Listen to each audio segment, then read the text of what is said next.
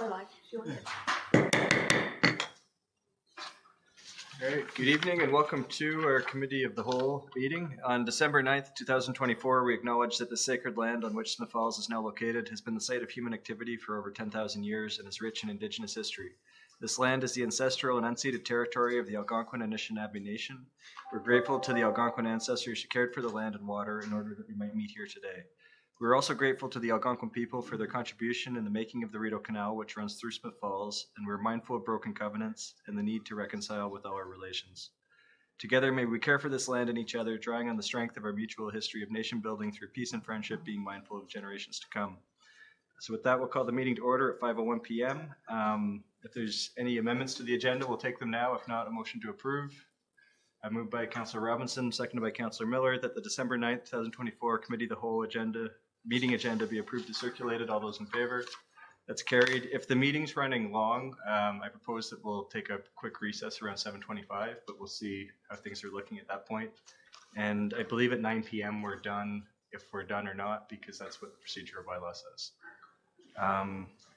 With that, we'll take disclosure of pecuniary interest and or conflict of interest. Councillor Robinson. Thank you. When the first draft for the budget comes up, when it's the police section, I will be declaring a conflict as my daughter-in-law is the chief. Great.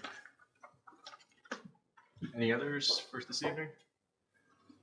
Great. So with that, we'll move to too many pages here. Approval of the minutes from the November 18th meeting.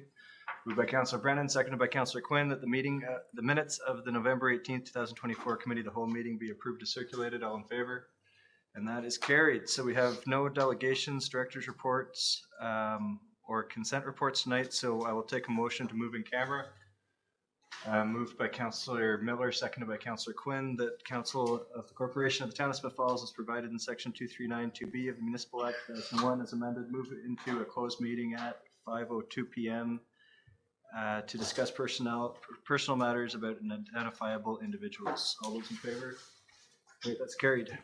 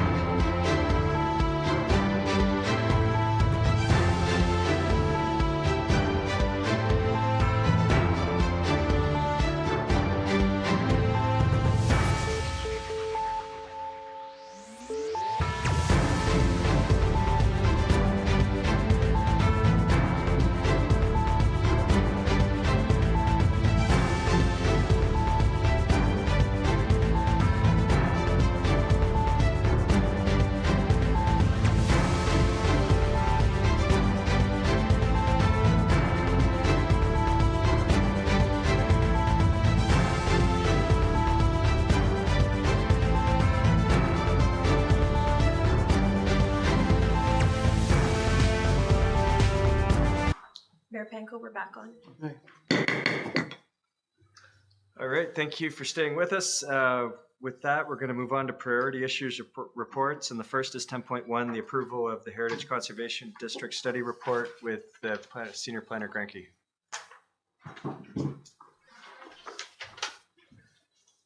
Good evening, and thank you, Mr. Chair. This evening, we're pleased to bring forward for Council's consideration the Downtown Core Heritage Conservation District Study.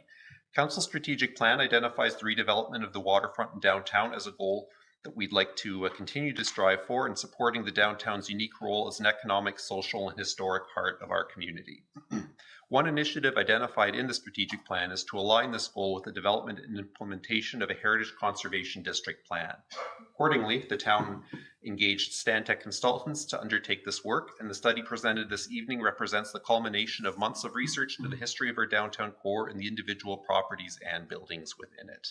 The history is revealed through the landscape of our downtown, including the street network, the viewscapes, the integration of the canal, as well as the varied architectural styles, typologies, and land uses that are present today and inform how we all experience the downtown. The process of completing Heritage Conservation District Plan is a two-phase process, and this evening, Stantec will be presenting the first phase, the study. The purpose of the study is to undertake that background research to get to know the place and recommend to Council whether an area actually qualifies for district designation under the Ontario Heritage Act. There's no heritage conservation district where every single building has heritage significance, and there are many buildings with heritage significance both inside and outside the proposed boundaries of the HCD. However, when looking at a district, we look at a cohesive landscape where the heritage value exceeds the sum of individual properties. In the RFP for this project, we'd identified a study area to be looked at that comprised exactly the boundaries of the downtown core designation as identified in our official plan. However, the study assessed that is actually a smaller part of the downtown, essentially the Beckwith Street spine and some side streets that merit a designation.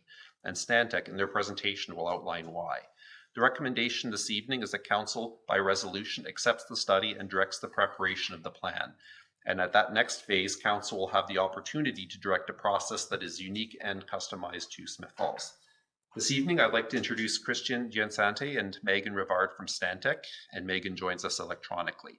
I'd also like to thank the members of the Project Steering Committee and the Municipal Heritage Committee who've provided some helpful feedback and guidance on the process. I'd also like to thank the DBA and members of the business community and broader public who've taken the time to provide their feedback at various points in this process. At this point, I'll turn the floor over to Christian to summarize the study. And we just have a presentation up on your screen. Yeah, I think Megan's going to start with it. There she is. There she is. And I will come up in 2 seconds. Thanks, Christian. Everyone can hear me and see me okay? We can. Okay. Wonderful. Thank you. Thanks for the introduction, Carl. We're both very excited to be here with you tonight. We spent a lot of time in Smith Falls over the past year or so and are excited to share our findings with you. Now, I can't see the screen that I think you're looking at with our presentation, perhaps? I've got the online security during the holidays. Perfect. Which might seem a little random to you.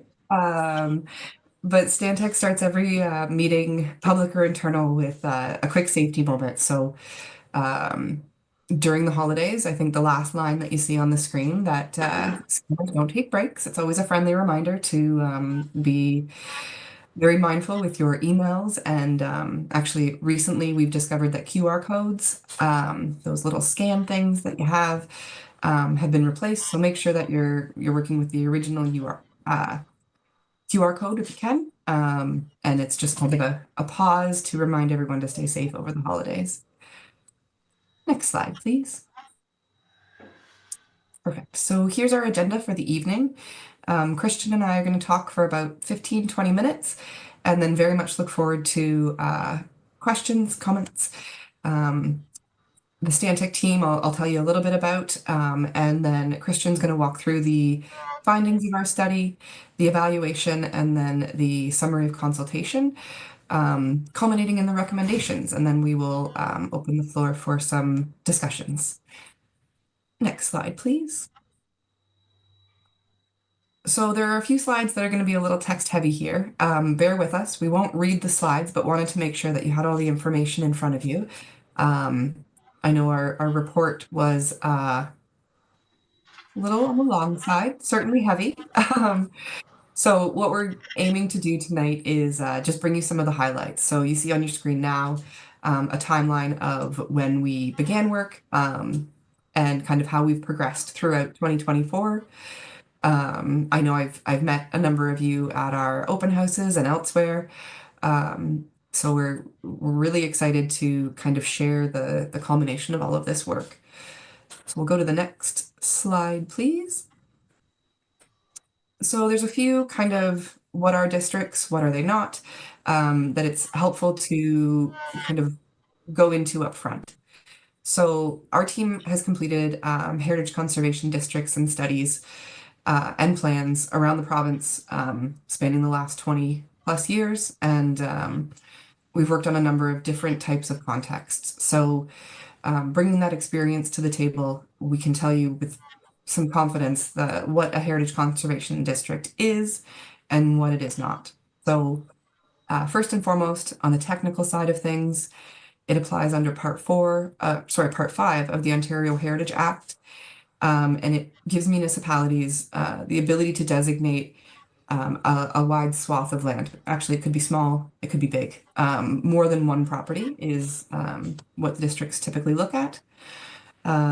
We speak about a very technical thing, call it cultural heritage value or interest.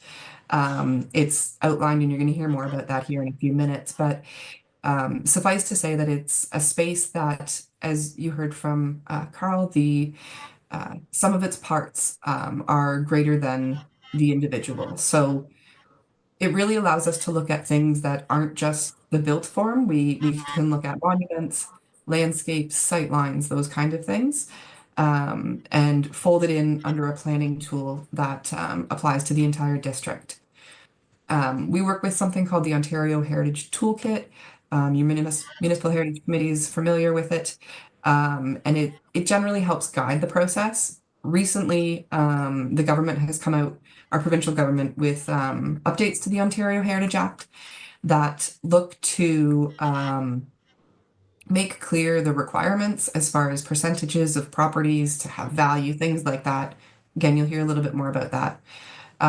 Suffice to say, though, we use both the mathematical side of things from a percentage perspective, as well as some of the more kind of soft side of districts, looking to quantify experiences, feelings, stories, those kind of things.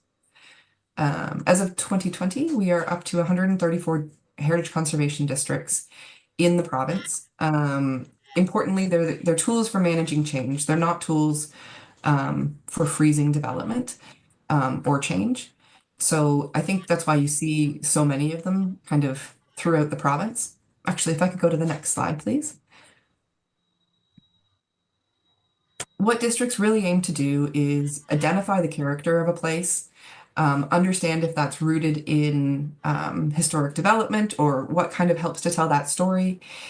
And then they help manage change in a way that respects that character. It's not meant to freeze a place in time or create some sort of, historic village of sorts.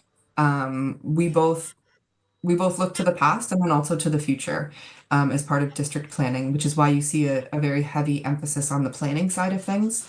And also, we've found through our experience and through studies as well that districts tend to foster that place of community and really just look to articulate what the folks who live and work and play in these places already know as important and prioritizes that in the future of the area that we're looking at. Next slide, please. Sorry, I know I'm going a little bit quickly, but want to get to the meat of the matter. It's important to highlight this right up front. Heritage conservations do not stop redevelopment, nor do they stop new construction of any kind. There have been studies, speaking to property value. They certainly don't infringe on all property owners' rights by any means. It's a simple kind of planning tool that you can make as complex or as straightforward as you look to define the plan at the next phase, which I'll talk about here in a moment. One thing that I want to highlight up front, and you'll hear more about this, is it doesn't necessarily make owners require permits for minor alterations. That's something that we would define at the next stage. So it's not necessarily legislatively onerous. That's something that you get. We work very closely with the community, property owners, leases, all that kind of stuff to define what makes sense for the community. Next slide, please. So you heard me reference very quickly the 2 phases of a heritage conservation district study and plan. We are very much at the study phase right now. So essentially looking to determine whether or not the area meets a specific criteria or does not.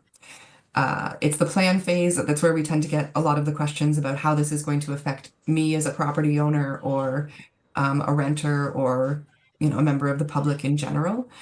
The plan phase is where we define what type of planning tools that we would want to enact to support the maintenance of that historic character, as well as some of the very nitty-gritty things that permits and staff delegation, those kind of things. We've really seen a very wide spectrum of permit processes applied to districts across the province. Some are very, very onerous. Others are very, very flexible. So whether you're talking color palettes all the way down to, we're not interested in anything except street frontage, something like that. To the next slide, please. And then soon here going to be over to Christian. You'll see on the screen, I mean, nothing that's of any sort of surprise to you, more than likely, but wanted to establish the original study area boundary. It's a little hard to make it on your screen there. Hopefully you've got a better view than I do here. But it focused, as you heard, on the downtown area.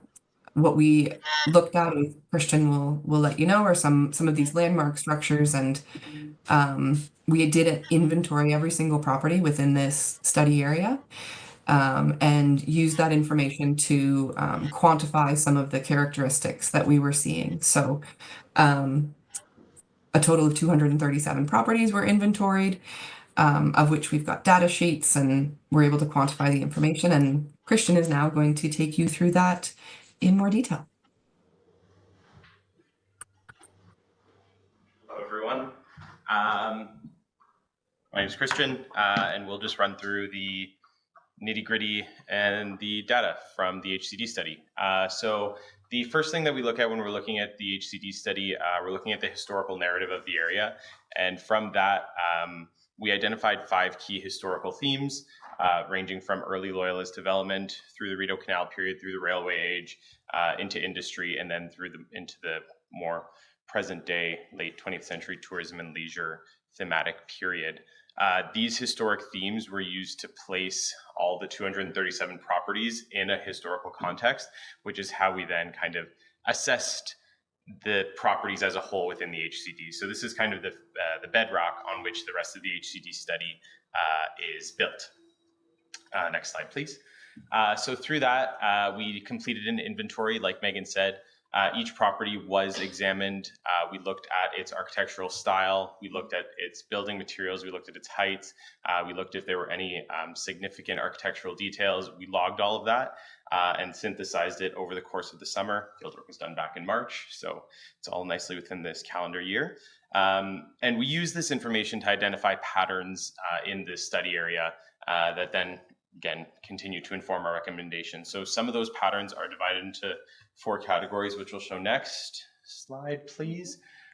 So the first one being the property type. You can see the pie chart here, the labels aren't super huge, but there in green, it's the residential bits, and then in yellow, it's commercial properties, and then the smaller pie pieces are either vacant lots, mixed-use buildings, parking lots that are located within the downtown core. And if you look in the map, if we mind just scrolling up a little bit so we can see the full map, blue there are commercially oriented properties, red properties are more residential properties. So there's a clear kind of concentration of property types within the study area.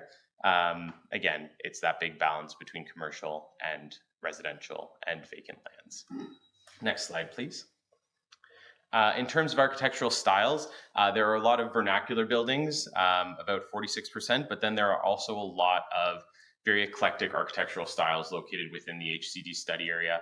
A number of them are one-off types. There's some Italianate structures, some Queen Anne structures, some Second Empire structures, but the bulk of the building stock is vernacular structures, which is just, not necessarily categorifiable as one distinct style, but kind of something that you see across the province. But yeah, that is the bulk of the properties, either commercial or residential. There are 11% of the properties that are marked as not applicable. Again, that is vacant lots, parking lots, and other open spaces. Next slide, please. The next thing we looked at was building materials. The big thing downtown in the study area is brick, whether that is red brick, buff brick, or stone, with some aluminum siding in there. When we're looking at the buildings during our site investigations, we look at the buildings as they are in their current state. We're not here to make assumptions as to what is underneath the material. It may be brick, it may be stone, but we're assessing it based on what is visually there in this moment. Next slide, please. The last thing that we're looking at is the construction period. So starting in the 1860s, well, pre-1860s and onward, we've divided them up into 10-year periods based on the available historical mapping, again, stemming from the historical narrative that was developed. The bulk of the properties within the HCD study area were built in the late 19th century. So between 1875 and 1902 represents that biggest block, with the period slightly before that, from 1863 to 1874 at 16%. And that does mirror kind of the evolution of Smiths Falls with that industrial period with the railway, and then this slower decline throughout the early and mid 20th centuries. So that's all the data information. There's more of it in the report if you so wish to dive into it. Next slide, please. But using that is how we get into the heritage valuation. So when we're looking at the evaluation of an HCD, the current legislation requires that 25% of the properties within the HCD study area meet 2 or more of the following criteria. These criteria are adapted from the evaluation criteria for individual properties, just applied to the whole of the study area. So we're looking at the sum of the parts rather than the individual buildings within the HCD study area. Next slide, please. The other tool that we use is the Ontario Heritage Toolkit guidelines for designating heritage conservation districts. So numbers are good. I like numbers, but there's also a more intangible factor that you kind of have to put into play when you're looking at a place. So we're looking at 4 things: a concentration of heritage resources, a framework of structural elements, which could be streetscapes, could be purposely designed buildings, a sense of visual coherence. That is, again, something that you can't really quantify with numbers, but it's more just a visual thing, as it says, and a distinctiveness. And that does vary from place to place, which is something that came into play here in Smiths Falls quite clearly with the very distinct downtown area. Next slide, please. Perfect. So when looking at the entire study area, we identified that the HCD study area as a whole met 3 criteria of Ontario Regulation 906 for heritage conservation districts. Criterion 1 being the design value criteria at 60% of the buildings within the study area. And then the remaining 2 criterion at 7 and 8 for contextual value as a whole at 30%, and historical, visual, functional, and visual links for criterion 8 at 26%. So it does meet the threshold for based on the provincial criteria. But then when we were looking at, next slide, please, the toolkit criteria, we found that the HCD study area as a whole really only met one of those 4 criteria with its concentration of heritage resources, which we were able to see. And I think this harkens back to the mapping that we showed earlier with the different property types, where there is a clear concentration of commercial resources. There is a fringe concentration of residential resources on the east side. So we didn't identify a distinctiveness to the area as a whole, a sense of visual coherence to the area as a whole, or a framework of structural elements to the area as a whole because of some large gaps in the study area. So because of that, we ended up looking at, next slide, please. This is the evaluation based on how many criteria each property meets. So yellow and above on the color gradient is where properties meet 2 or more criteria. Anything that is gray or blue only I met 1 or 0 criteria. So when we were looking at this map during the evaluation, we identified an area where there was a stronger concentration of heritage resources, specifically along Beckwith Street and along some of the side streets that kind of peter off from there. When you go further east into the study area, there's also a number of buildings and properties in the southeast corner that meet 2 or more criteria, but there is a very large gap in the middle of there. So because of that, we decided to look at a more concentrated area to see what that would look like. Next slide, please. And that area is focused in along Beckwith, from Beckwith to Market, as well as some areas on the west side of Beckwith as well. So we have reapplied the same criteria, slide please, to this more downtown core refined study area. And we found that our percentages went up on the thresholds that were met. So for criterion 1, we went up from 60 to 62%, but the big jump that we see is in the contextual value of the properties that jumped up to 60 and 64% respectively, originally from 60 and 25. There's another slide that shows it clearer in the table. So yeah, next slide. The other big thing here that we noticed was that this refined downtown area met all 4 of the toolkit characteristics of an HCD. The area in the downtown along Beckwith is very distinct as a commercial area. There's a sense of visual coherence with all the buildings and their links to one another. And you can tell that there is more of a framework of elements in the way that they were designed, growing from the canal along a main central corridor with commercial kind of side streets leading out from each of those. So next slide, please. So just a more direct comparison. While the HCD study area does meet the technical number-wise criteria of Ontario Regulation 906, our assessment of the refined study area identified that there is a stronger, there's a stronger concentration, a stronger level of value identified in that core collection of buildings.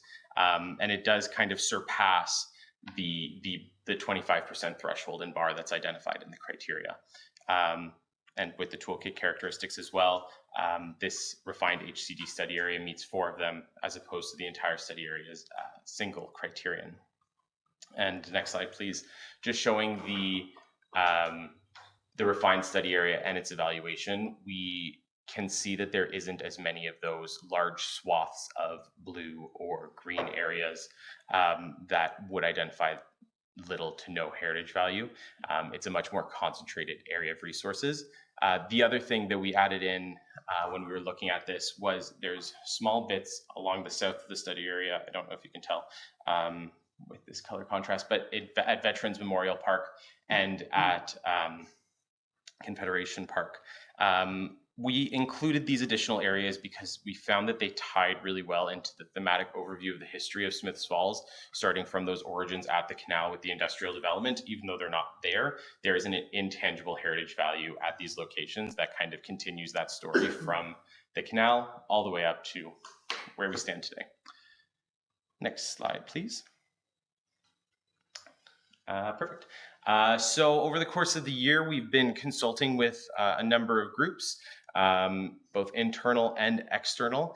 Externally, we've held 2 public information centers, one back in May and one just a couple weeks ago on November 7th. We also met with the steering committee twice, the heritage committee twice, and with you fine folks at the Smiths Falls Town Council today. All the consultation was available online, and we also included surveys, either handwritten or digital that could be filled out. So some things that we heard, next slide, please. There is a strong push for preserving Smiths Falls historical buildings, balancing that with help for property owners to maintain them in some capacity. And that is just something that we can definitely look at in the plan stage as we move forward.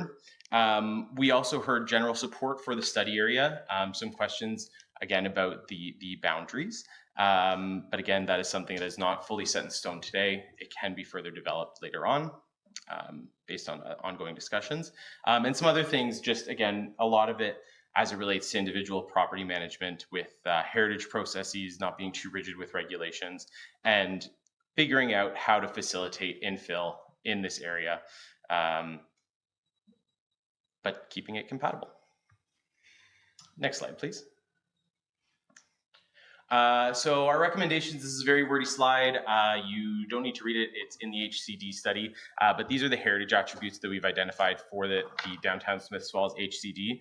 The takeaway here is it does focus on that collection of commercial buildings along Beckwith, with some other streetscapes along Main Street, Russell Street, and William Street. There's also a number of landmark buildings that are called out specifically as being located within the HCD. So a lot of the heritage attributes are tangibly associated with buildings and also associated with the contextual value of the area as a whole and their relationships to one another. Next slide, please. Another wordy slide, but these are just some of the objectives that we identified for the plan. So these are things that we recommend that we look at in the plan phase of the HCD. Again, a lot of them are focused on encouraging development, on facilitating the conservation of heritage resources, but also facilitating the development of other buildings in the area. And also the one thing that I'd like to point out at the bottom there, that last one, the celebration and commemoration of the HCD, but also of buildings that are no longer here. So looking at ways to interpret the history of Smiths Falls, of things that are no longer tangibly there, but celebrating them in a way that is tangible, even though the building's not there. So that's something to look at as part of the plan as well. Next slide, please.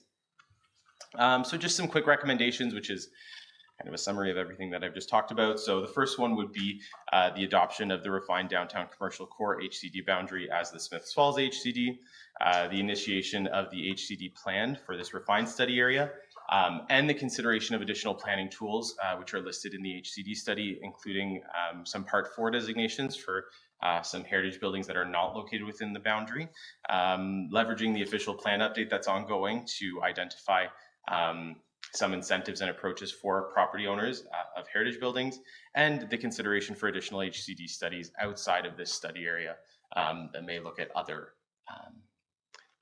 themes and stories. And I think that is it. Next slide. Yes. So thank you. If you have any questions, I'll pass it over to Carl. Great, thanks, Christian. Thanks, Megan. I'd note that both Christian and Megan came to our Heritage Symposium in October and presented. And I'd also like to thank Dorothy Hudson, who's our chair, who's in the audience tonight, and Jenny Davis, and Marie Elmsley, who is our planning clerk and keeps us organized on the committee. So we wouldn't be at this point without their hard work. And so lots of appreciation for that, and Carl as well, obviously. So opening it up to questions, comments. Who wants to start? I'm Sherry.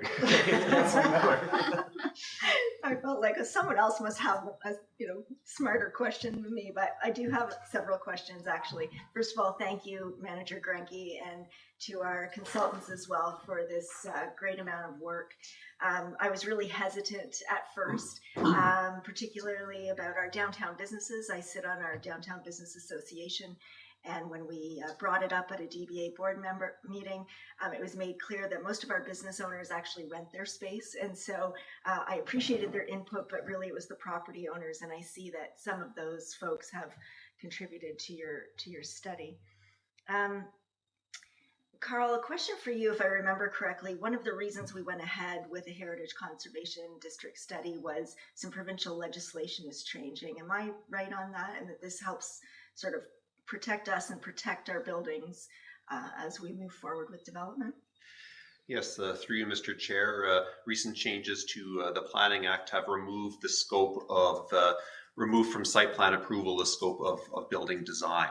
So we're more limited in how we can manage, guide, and regulate design through the site plan control process. So we certainly have tools like the community improvement plan to incent good development, but that's not binding. That's a discretionary tool. So I think with that in mind, the Heritage Conservation District is an additional tool that's become available, well, that is available, remains available for us to sort of identify as council sees fit elements of building design and sort of creating that sympathetic architectural landscape within a Heritage Conservation District. Thank you. So that makes this important on that front too. I just, Mr. Chair, have a follow-up question. So obviously the old water treatment plant is due for demolition because of the unfortunate fire. I assume that property will be kept within the district. And then also our old or our current water tower is being replaced. Does this HCD mean that we will have to look for ways to keep the existing water tower preserved as part of our district? So I'll let Megan or Christian follow up, but my understanding is most of the authorities granted by that come out of a district designation or even a local designation are really up to council. So these properties are proposed to be included within the Heritage Conservation District, but ultimately council would have the ultimate approval authority in terms of development decisions or sort of those decisions that council will be making in terms of alteration, removal, construction. Yeah, and I think just specifically with that last point that I brought up in the objectives, there is kind of the provision for interpretation and commemoration in some capacity that we're looking at in the plan. So we are in our boundary looking at including those two things, the water treatment plant and the water tower in the HCD. But depending on where the plan goes, there is flexibility to plan for those sites in the future to figure out ways to move forward with, other external factors that come into play. Heritage is obviously one piece of the puzzle, but there are a lot of other things that, play a role in how those sites get shaped. And the HCD plan provisionally is kind of a tool to manage that. So it's not saying, no, you can't do anything. But it's just, again, it's something that we're flagging. These are important to the history of the area. They have, contextual and visual importance to the area, but we also recognize that things change and evolve. Here is the heritage process to address that in this area. Apply that however you will to the plan that is potentially planned for the water tower, for example. Megan, I don't know if you want to add anything else to that. It's funny, I can't see Christian or Carl, so I feel like I'm kind of a floating head in like maybe a wizard. But I think to that point, yeah, exactly. The district wouldn't dictate the fact that you need to update the water tower. It would look at ways to make it done in a way that's sensitive to its surroundings. So it wouldn't limit your ability necessarily to replace it. It would just guide the design in a way that's sensitive to the surroundings. So thank you, Mr. Chair. I appreciate those answers and I accept the staff report and their recommendations. Thanks, Councillor Miller. Member Panko. Thank you. Fascinating report, and I admit I knew a little bit about it before we started all this. I'm a lot more now, so it's very informative. A couple of questions, I guess, really relates to the redefining the boundaries. And first question is it common that when you take a study area, you end up with a different outcome than what you initially started with? And the second one, when I look at some of the properties west of Beckwith, you've sort of created a line which would include properties west of Beckwith, but didn't do the same thing east of Beckwith. And so, especially over on Market Street. So I think of Trinity United Church as an example. Well, that takes up one entire triangular shaped block. So why would we not have included that? We've got the rotating rug rental building just down the street a little bit, which is, I think, I'm not sure if it's designated or not, but it's certainly a property of interest. A few other areas, let's say on Chambers, where you have the significant old mansions. So those areas that are properties which are certainly significant to the community, but they're not included within the recommended boundaries. Yeah, no, absolutely. The answer to your first question, to be short, is yes. Often it does shrink or change or grow a little bit. But specifically on some of the areas that we were looking at, do you mind scrolling back up to the slide with the boundary? I don't know which one it is. It should be the one with the red and the blue. But as we make our way there, I think there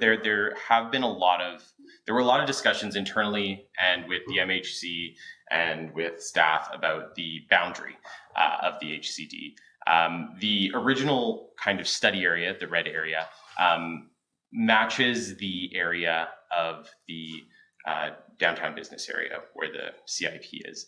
That is what we were looking at. Speaking on the west side first, just because it's a little simpler, the line of the original HCD area it does awkwardly kind of cut through some blocks, which is where we were looking there. And we also went to confirm that on site. There is a very clear delineation. I'm thinking especially of the Muse building, I think on William, where there's the courtyard and some shops there. Right next door to that, it's clearly a residential building. So there's a very clear delineation between the typologies there, and that continues down through that area. On the east side, we went back and forth a lot on this, figuring out where to put it, figuring out how to not just include kind of weird appendages for the sake of including weird appendages.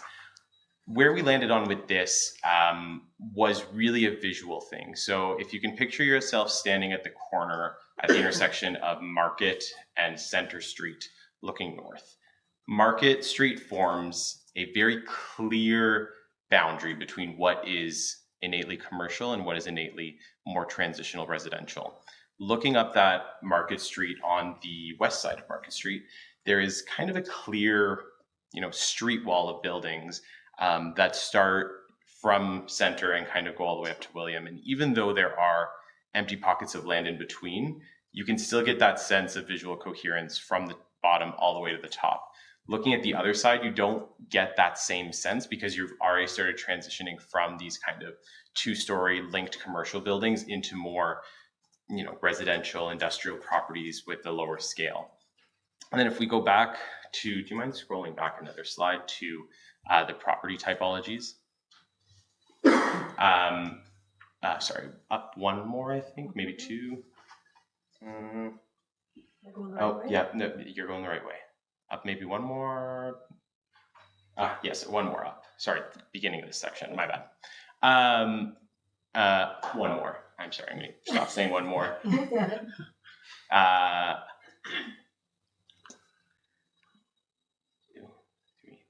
Next one. That one, I think that's where it really started to click for us when we were looking at the building types. In blue, again, you have this very strong commercial center, and in red, you have these residential properties. And when we're looking at an HCD, we want to look at kind of the cohesiveness of the entire area and looking at this, where do the themes fall? Where does the history fall? Where does the typology fall? And we found that that commercial area was a lot stronger as a candidate than the whole area, just because you had kind of the main story and then kind of these sub storylines and themes that didn't necessarily tie into that, full thematic history of the area, if you will. So moving on to the next bit of your question, with the church, I think that is where we looked at, again, sticking to Market Street as the boundary. But again, that is something that, like I said, can continue to be looked at throughout the plan phase. The boundary is not set in stone, depending on kind of ongoing discussions, we can continue to look at that area. The ones on Center Street or on Chambers are farther, and they're very distinct from the character of the rest of the area. So that is why we're looking at other planning tools for that area that could be implemented. But yeah, that I don't know if it fully answers your question, but there's a lot of back and forth. Yeah, no, I appreciate the answer and the rationale. I guess it's when I think of the Smith Falls Hydro, the Hydro One building at Chambers and Market, Yeah. as one of real significance to Trinity at the top. I appreciate there's in between where there's a lot of parking and a variety of properties that probably wouldn't necessarily suit. But if we're considering a couple amendments, adjustments, that would be two properties I think they're right there on the boundary, but are of great significance, especially the Hydro One building, which we've been working with Hydro One to ensure we preserve it for our community. Yeah, no, absolutely. And to be frank, those are two that we went back and forth on a lot. So they are front of mind. Yeah, it is just figuring out those links and how to make them work well, and have it again be defensible, have it be strong. But yes, again, something that there is fluidity as we move forward. Okay, thank you. Great. Councillor Quinn. Thank you. I have found this very interesting. I haven't been part of this group for very long, and there's been an awful lot to learn. There really, really has. And I can understand where the mayor's coming from when he's saying, like, is our boundary wide enough? Because there are many buildings, and we talked about that, about other areas where there are buildings that have historic value to them. But I also, in my heart, believe that if we work on what we have designated right now and get everything there in place, then we can move on and we can look at other areas. I mean, we looked at the wartime houses that aren't even close to the downtown area as such, but does have value. So I'm thinking that as this group moves further, we will start to look at some of these other areas. But there's so much information here. It has really been a great learning curve, and you have done a wonderful job of trying to explain everything to especially somebody like me that hasn't been involved very much. So I really have to thank you. This was a wonderful study. Thank you. Thank you. Thanks, Councillor Quinn. We've got Councillor McKenna, then Councillor Robinson. Thank you, Mr. Chair. Thanks, Carl. I had a couple of technical questions, and these are coming as a lay person to the heritage field. I'm learning. The technical question one is, I just want to understand the 120,000 we've spent some of it to get this far, and there's some left to actually flesh out the plan. Is that so? We already decided when we set this budget to go all the way with it. Through you, Mr. Chair, the money was set aside. We did the RFP for both the study and the plan. I think I'll review the project contract, but certainly if council decides not to proceed with the plan, then that extra, that portion that's set aside for that purpose would not be. I just wanted to, I read it right then, thanks. And the second part is in the inventory cultural heritage, there's a list of properties, and the majority of them are understudy. What does understudy mean? Oh, that's just, I think, our terminology for in the study area or not in the study area. So understudy means that they're not listed or designated right now. So we're studying them. Where there are properties that were either listed on the Municipal Heritage Register or designated, those ones would be just marked as listed or designated. So it's okay. Yeah. Okay, thank you. And then my comment is I was struck by how low the threshold is to let's say qualify for a heritage district. And when the larger area was looked at, we didn't, let's say qualify for lack of a better word. But so we shrunk the area, and it was almost like, and I say this with no disrespect, if you ask a heritage consulting group and Heritage Committee to look at a heritage district, by God, they're gonna come up with a heritage district. So the threshold's really low, and you kept refining it until you found it. Is that, I mean, looking at it from the outside, that's how you could read it that way. We're going to find one, and we kept at it until we did. So yeah, and I think that's where this study area is particularly interesting, because with the whole area, technically, it met it, right? It met 25% at 3 different criteria. Our look at that is kind of scraping over the bar. If you change, the evaluation of, a handful of property, those 2 that are kind of hovering around 25% could switch. So that's where we then kind of looked at the toolkit and went back to those less numerical approaches and the more, feeling approaches with the concentration of resources and the distinctiveness of the area and the typologies. And that's where, again, yes, we shrunk it, but we shrunk it based on the data that we've gathered to kind of look at that contextual value. So we didn't shrink it for the sake of finding a district, because the whole study area technically met the criteria. We shrunk it for the sake of finding a strong district. And that is, I think, what we've recommended here. And my last one was, you talked about the distinct downtown. And again, as a non-heritage person, you could travel through Eastern Ontario. A lot of our downtowns look like this. We have an exceptional wide main street. But the buildings, I don't know what the distinctiveness is. These red brick, beautiful buildings are throughout Southern Ontario. Yeah, no. So I don't know where the distinctiveness comes from. And I think that's, again, and that is, if anything, a very subjective thing. And I think what we noticed when we came through is that there is, I think our way of looking at the distinctiveness was that Smiths Falls, if we're speaking of Beckwith Street, for example, you do feel that it is different from everywhere else. And I use different and distinct here, but there has been an evolution along the main street. There has been changes over the course of the 20th century. And you can kind of see that through the different styles of building that are there. Like you look at the intersection of Beckwith and Main, you have your more traditional formal buildings on where the Pizza building is and the building across the street. Those are very kind of, typical late 19th century commercial structures. But then as you move up, you get some modernism thrown in there. You get kind of, you get some of those Italianate buildings, some of the Queen Anne buildings.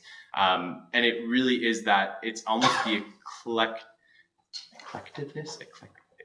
It's how eclectic it is that makes it distinct from other places. And if you look at other municipalities in Ontario, it is a lot more, in a way, almost cookie cutter, the way that it looks. And here, the buildings are linked, but they're almost distinct from one another. They're different from one another, which makes it distinct from other places. So I think that's where we landed on it. Again, with the main core, looking at it as a whole, the distinctiveness kind of waned a little bit. So. Thank you. All right, Councillor Robinson. Thank you, Mr. Chair. I'm going to support whatever staff is recommending, but I just have a couple of comments.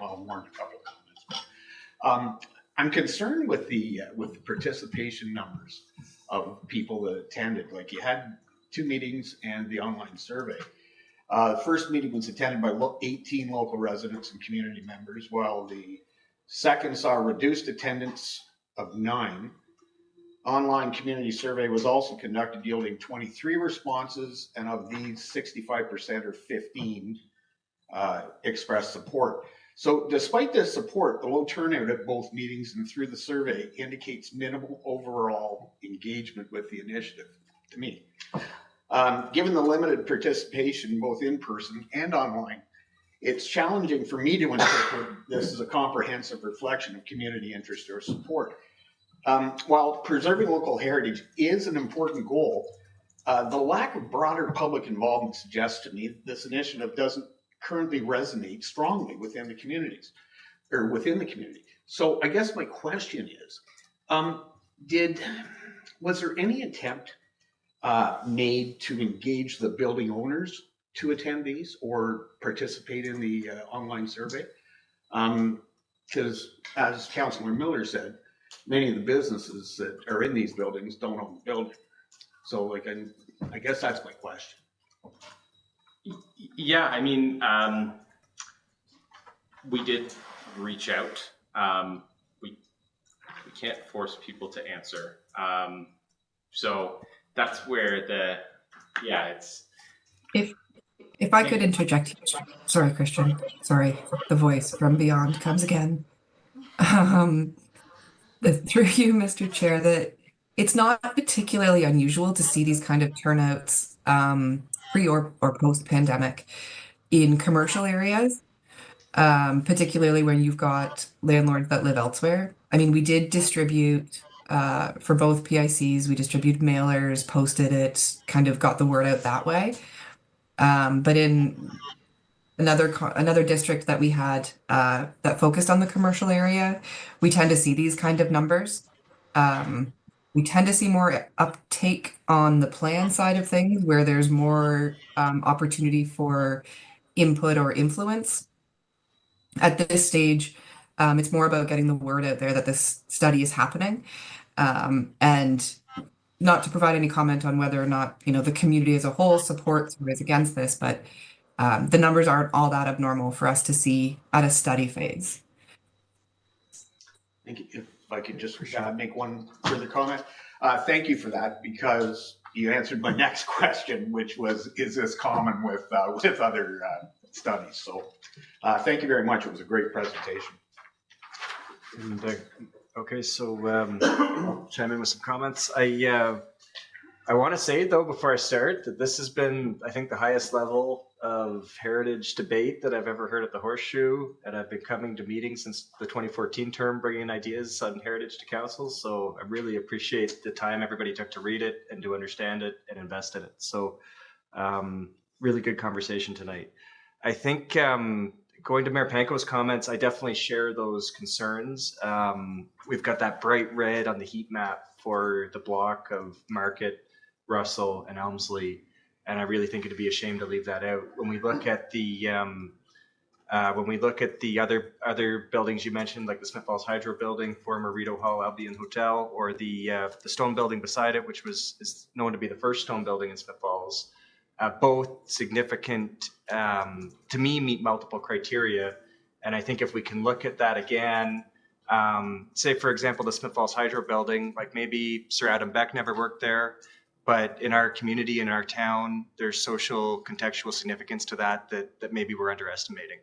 I think similar for the other two buildings you mentioned, and they're right on that market border, so I think it'd be easy to loop them in. When it comes to Councillor McKenna's comments about the distinctiveness, I think, yes, you could argue that across Ontario, there's small towns with downtown cores that are built very much like this.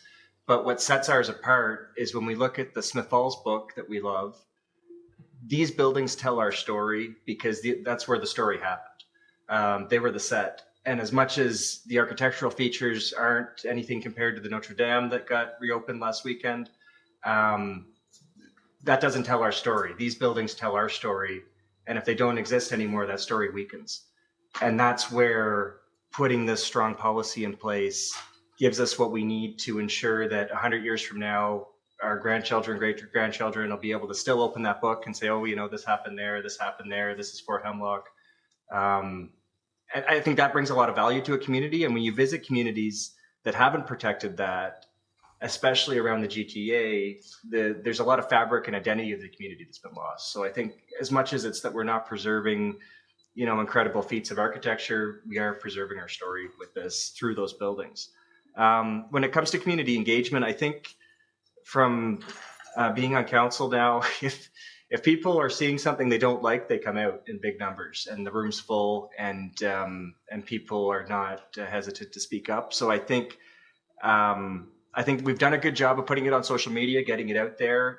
The low engagement, I'd love to see more numbers, but I think we've done a really good job of at least getting it out there. And if people were upset about it, we'd be hearing more. I think at the plan phase and that consultation, that's probably more where there's going to be a bigger debate on how it actually gets implemented, because it's a lot more detail to that.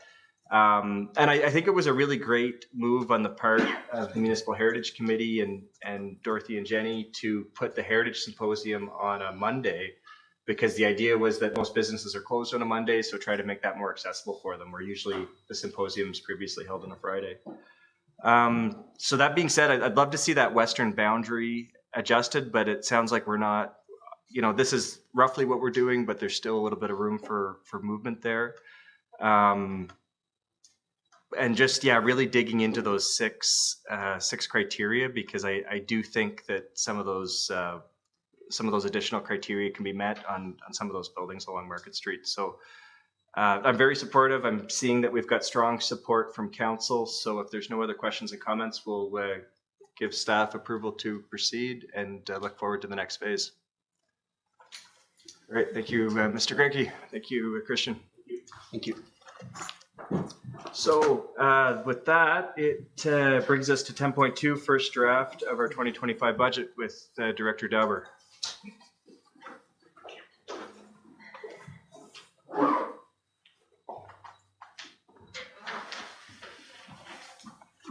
Well, thank you very much.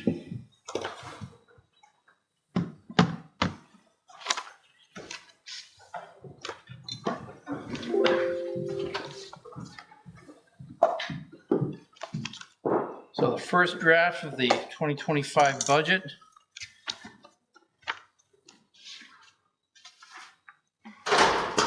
Sorry. Go home early, or We're all good to go. We'll just be a minute. If not, you can switch to the PDFs if that doesn't work. I was just trying to get the delegate off the screen so we can make your presentation bigger. Okay, thank you.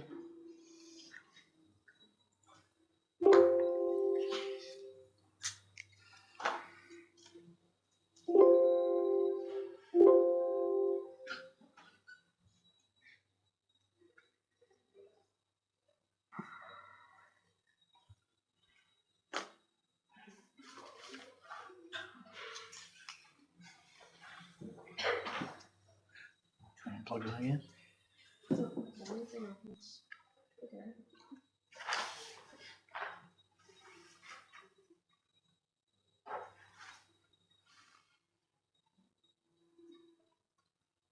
There's always a way. Okay, great, thanks. So next slide, please. So this first draft, as per previous drafts, kind of reflects a number of things and brings a lot of information to look to engage in, with discussion with council on.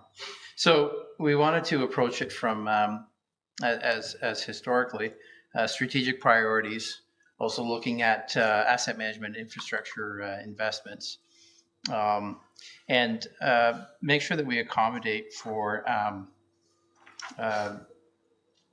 expanded service levels. And one of them that we highlight is the child care within town.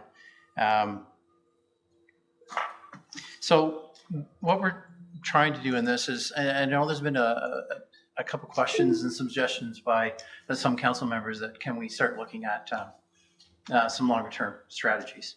And we're working through the asset management plan.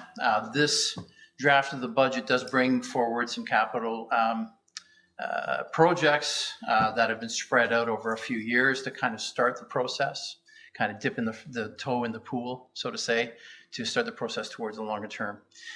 We started the project by sending out budget sheets, working sheets to all the various departments, bringing about 4 years of historical, and then looking at an analysis of what the general budget compared to year to date is over those 4 years, to look at making sure that we're on track with the various lines. So there's been a bit of a slightly different approach, and also projecting out for the next 4 years for operating. Now, given the timeframes and the information that was available, that was started looking towards longer term operating projections at 4 years. But what we're going to do at this point, it's a little too raw. And as we unfold 2025, we've already actually set up meetings. We're going to start our first budget meeting is going to be in the beginning of April of 2025, looking towards 2026. In that, we're going to be looking at budget versus year to date internally. How does that reflect the next 4 years? And then when we come back in 2026, we'll bring certainly a more fulsome, longer term approach to the operating budget as well as the capital, which we'll be looking forward to getting the results of the 2025 asset management plan. So this budget, as far as the capital goes, is just under $22 million of capital, which is proposed in 2025. We started with about $30 million, kind of pulled back and had a look at what's realistic in what can be done. And then that's when that process started, where we started looking at 26 and 27. And again, as the asset management plan rolls out, we'll add to it and expand it and make it more fulsome and robust.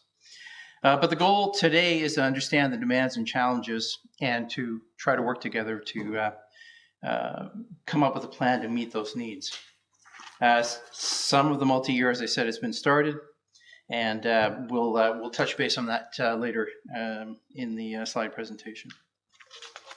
Next slide, please. So this slide outlines the needs that are presented, looking towards a few different things, and certainly some of them are not necessarily as they have been in the past. The first being a tax increase through the first presentation of 9.6, which is historically much more significant than anybody's used to seeing. And we'll work through that and talk through that. And utilities increase of 5.5 and 3.5%, which is historically for the last few years has been the direction that the budget has gone on those. And capital contributions that have increased on a standard approach, adding a 2 and a bit % increase to our capital capacity. This presentation and this budget does also consider other things like CPI increases CPI increases, but also other lines that have increased at a much more significant amount than CPI, such as insurance, which at this point, we put a 25% increase factor in there. For 2025, we're having the data refined between this budget presentation and then our next one in January. And our broker is actually going to come on January 13th to do a presentation to council to try and explain that a little bit more. The utilities, so heat, hydro, and water, being an average of about 7% a year. And then there were a few other items like county shared services, which increased about 70%, which coincidentally matches with the increases of the county itself. Fees and charges are proposed to increase, and they'll come forward at a future meeting. Next slide. So the first draft of the capital budget is included a little bit later on. Total utilities budget is just over 12 million. And the tax supported capital budget is just under 10 million. We're going to talk about financial capacity and funding sources later on. And of course, we want to keep in mind that we will be continually searching for grant funding opportunities to apply for, to stretch our dollars. Next slide. So external funding, in October, we talked about the fact that OCIF has decreased by $170,000. So council is aware of that. But in the meantime, we've also found out the gas tax has gone up a little bit, 25,000, and that OMPF is remaining static across the board. So we're glad that we didn't lose anything on that one. But certainly we have seen a little bit of a downturn in some of the external funding. Next slide. So one thing that I did want to do is touch base on how we compare to our neighbors within the county. And what we're looking at is not tax rates, but we're looking at what the average residential property, what their average tax bill was in 2024, and how do we fit in there with the 8 lower tiers. So of the 8 lower tiers, as you can see, the orange line represents the average residential tax bill. So this is For those other municipalities, that's the lower tier, the upper tier, and the school board. And for Smith Falls, that's Smith Falls plus the school boards. So it's a fairly good comparison. Again, it's that one property in each municipality that would be considered the average under a current value assessment. So the results show that we're just a hair above the average, with Beckwith and Perth pretty close on either side of us. Next slide, please. So I kind of want to show that in a little bit more detail, but kind of also come out of another approach, because one of the things that I've had commented to me is since I've been here is the fact that Smith Falls tax rate is the highest in the county, and it is the highest tax rate in the county. However, the tax rate is one part of the two in the calculations of how the tax bill comes in. So that top slide, or sorry, the top chart shows in orange where Smith Falls lands, and that is that's that current tax bill. So we're 6 from the bottom. There's 3 other municipalities that have a higher tax bill within Leonard County. But the interesting part is the next table shows the tax rates from the highest, being Smith Falls, down to the lowest, which is Beckwith. So just for the general public's understanding, yes, we are the highest tax rate, but we are not the highest tax bill. In fact, we're just a hair above what the average tax bill is in the county. Conversely, the highest tax bill is Mississippi Mills, which is actually 4th from the bottom as far as the tax rate goes. Next slide, please. So this just shows the distribution of the various departments within Smith Falls, and how they take up the average tax dollar, or which portion that they use of the average tax dollar. The highest splits being between protective services, administration, and shared services, and public works. One thing that's a little bit different than the budget monitors is that on the suggestion of council, and I thought was a good idea as well, is to move shared services out of the sorry, my mind just shot there, community services area, and looking at it as more of an administration function. So that change has been made, and we'll be looking at going forward in the 25 budget. So just wanted to spend a little bit of time. Oh, sorry, there's one more slide that just kind of shows that in bar form, breaking it down into the various components within those departmental areas. So the sub-department, as far as the GL goes, that's what this section is called, is the sub-department. Next slide.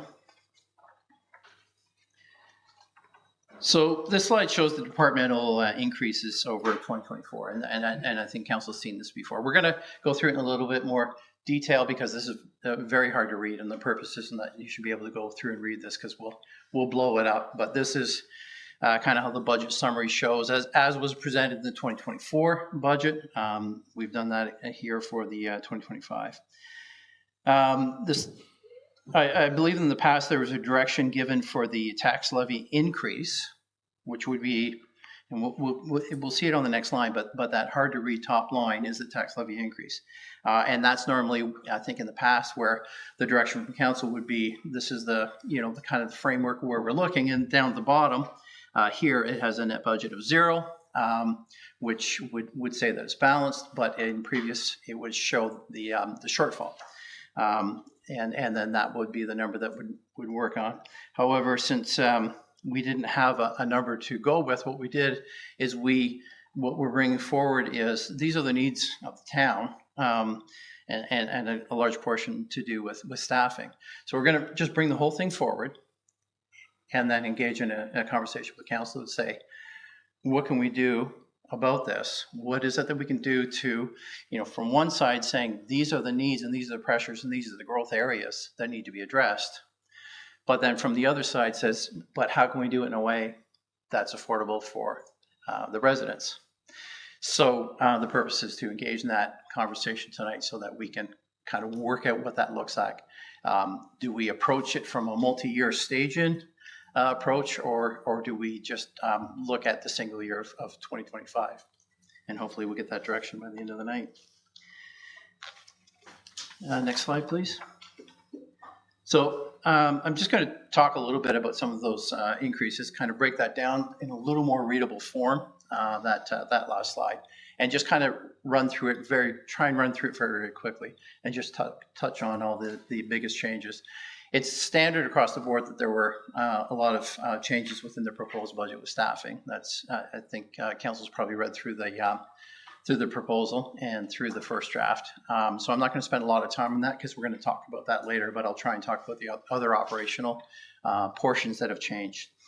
So there's a very small increase to the mayor and council. Historically, honorarium actuals have been under budget. When we looked at what they are actually anticipated being, with about a 5% increase, bookmarking that at this point. And then about $1,000 increase to a telephone line, which has generally been budgeted quite high in the past, where the actuals have been quite less. They actually netted out to just a very small increase, which looks at 1%. Community programs saw a decrease, and we'll see later on that a large portion of this was due to a changeover to take Old Home Week in Powwow and move it to community services under the banner of special events. The other big piece in there is that hospital donation remains static. I'm going to have a little more detail later on about shared services, but as I said before, there was a 7% increase as per the county budget, which accounts to a 1% impact on the tax levy in 2025. Administration sees a decrease in there. There was some large increases for insurance. There was other increases for staffing, HR, and training. However, there was also an acknowledgement that the budget for investment revenues has been considerably lower than what actuals are. So there was an increase of about $250,000 in there, which ended up netting it out to a lower amount in 2025 due to that large increase in revenue. IT services increase came just over 3% due to salaries and some small CPI increases. Now, the library budget went to the board on November 26th, and we're looking at about an 18% increase, so $87,000. I have been provided the detail. I'm not sure if council wants me to go through it, or do we reach out to the CEO for a presentation? I'll leave that up to council to give some direction between now and the end of the night. But I do know that within that 18%, there was about $5,000 increase in revenue that offset about $92,000 in staffing costs. And there was also a positive move as a debenture matured in 2024. So I think it had to do with some construction on the facility. So that debenture has matured and won't be continuing forward into 2025. Next slide, please. So we're going to go through some protective services, but I'm going to let the police chief come up and discuss the changes to the police budget. Maybe Paul, just before you switch, do we have any questions on this section so far? Because there's a lot of content here, and I worry if we save it all to the end, we'll be doing too much back and forth, and then we can ask the police questions at the end of the police, so Councillor Robinson won't have to come in and out the question. Councillor Brennan. I had two, just that I written down. So I didn't see it in here, Paul, but so a 9.6 increase. So the average tax bill was 33 or something. So that would be a little under $300 per. Yeah, just under $300. And you're right. I realized today that it's a very important piece, and I failed to get it in there. So it came out to just about $290. Working at 10%, it's easier. Yeah, which is not good. But, yeah. The other question I had, and I understand about the tax rate and the tax bill are two different things, right? That's correct. So what stood out to me was, and we're doing from a 2016 assessment. That's right? correct. So we're average assessment is 162. In 2016, it was 162. So I looked down at some of our neighbors, In 2016, the average assessment in Beckwith was 379. I don't know how it could be that much higher, that's all. And that's an MPAC question, I suppose, but And I can't answer that other than the fact that the source of the information came from the county. They were willing to share the average CVA assessment. And I know that they do their assessment because they have to work out exactly how much taxes they're going to raise. So, and at the end of the day, the assessment is just a guide for the mill rate. So if our assessments go up, then the mill rate comes down to get to what we need. So, yeah. Okay, thanks. Councillor Brennan, Councillor McKenna. Thank you. And I know we're just discussing tonight. We're not deciding anything. But and I know that, so the IT investment, it's not anything new. It's just keeping up with current state of IT investment of 3%, just cost of living, basically. Yeah, that would be correct because with this, we're talking about the operating budget. Yeah. Now, capital budget will be a different story. As you can see, there's a report on here to do with that. And the IT strategy RFP is going out this week. So we should see, we're looking at awarding that in February and starting their work in March in order to get it done, to be able to put together a bit of a plan for the put together a fulsome and complete plan for the 2026 budget process. So like Heritage, IT is not, again, my strength. However, I've always been under with some information, always been under the impression that we're underfunding, as most municipalities are, our IT side, and we've not really modernized so the strategy will really help point to where that investment, I believe, needs to go. My question is, do we know enough today to actually put a placeholder in, maybe not tonight, but in January, of an expansion? Because I'd be advocating that we're underfunding our IT operating. And do you, as professionals, have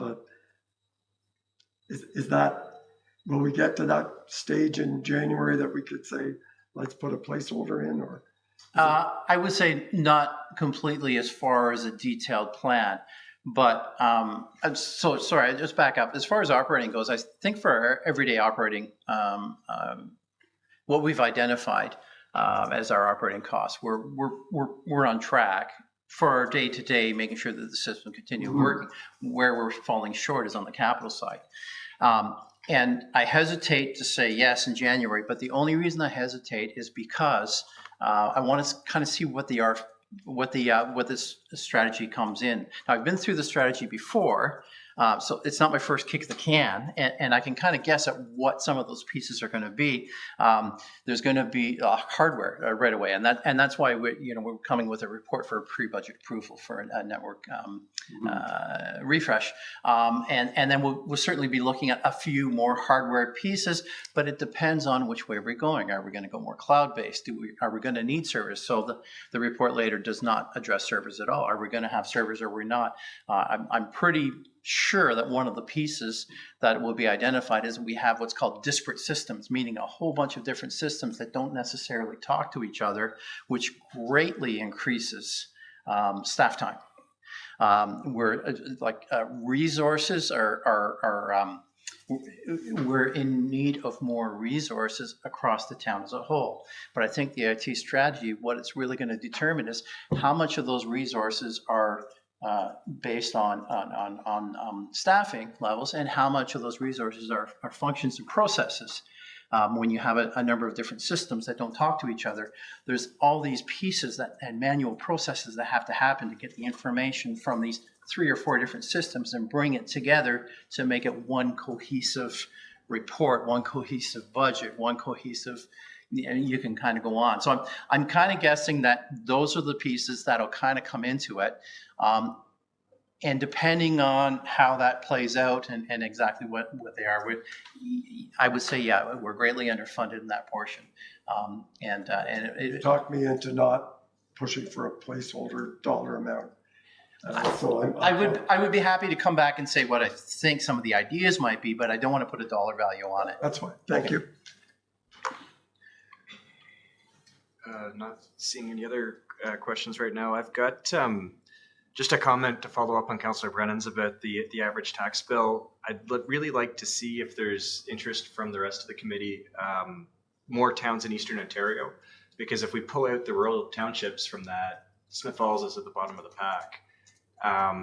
And we provide, it's just a completely different level of service and experience. And also we're a single tier municipality. So it'd be interesting to see data of other single tier municipalities in Ontario, how those compare. I get that the county's numbers are included in the other ones, but it'd still be interesting to get more data. Is there any interest in staff compiling that, or seeing nodding heads? Okay.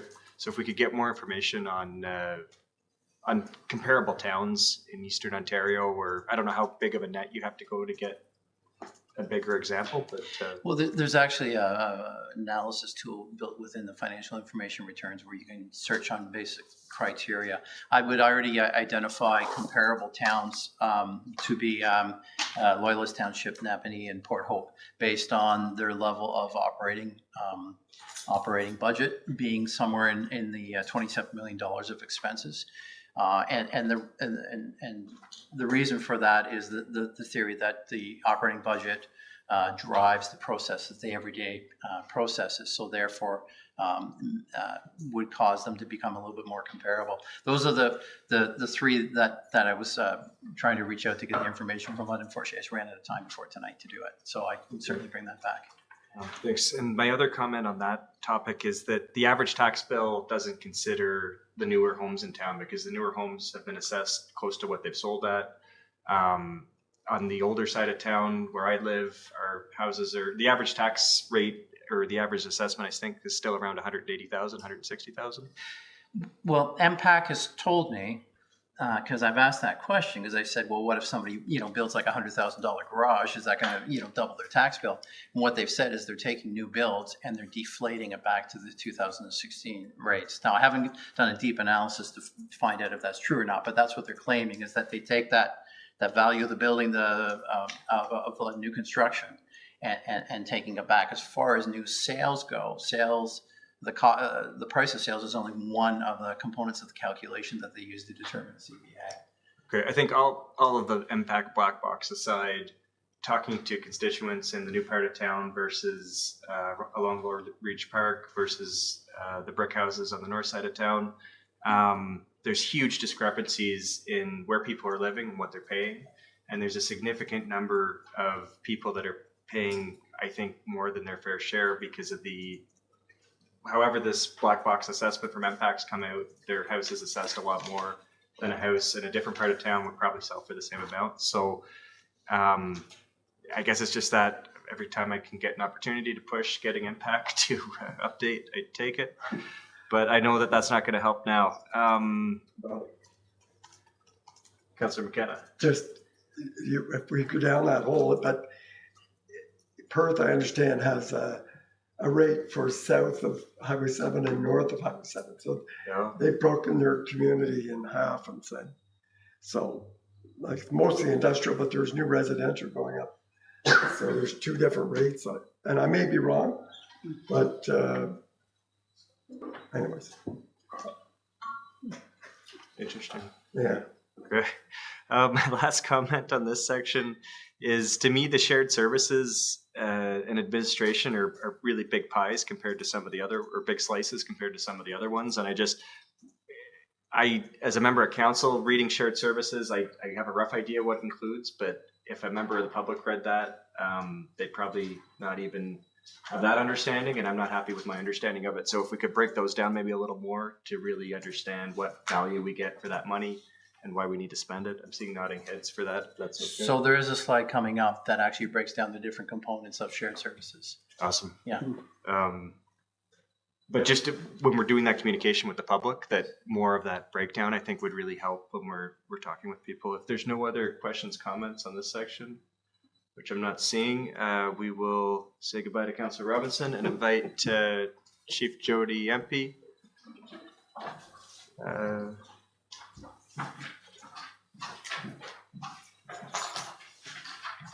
Good evening. Welcome. Thank you, Chair.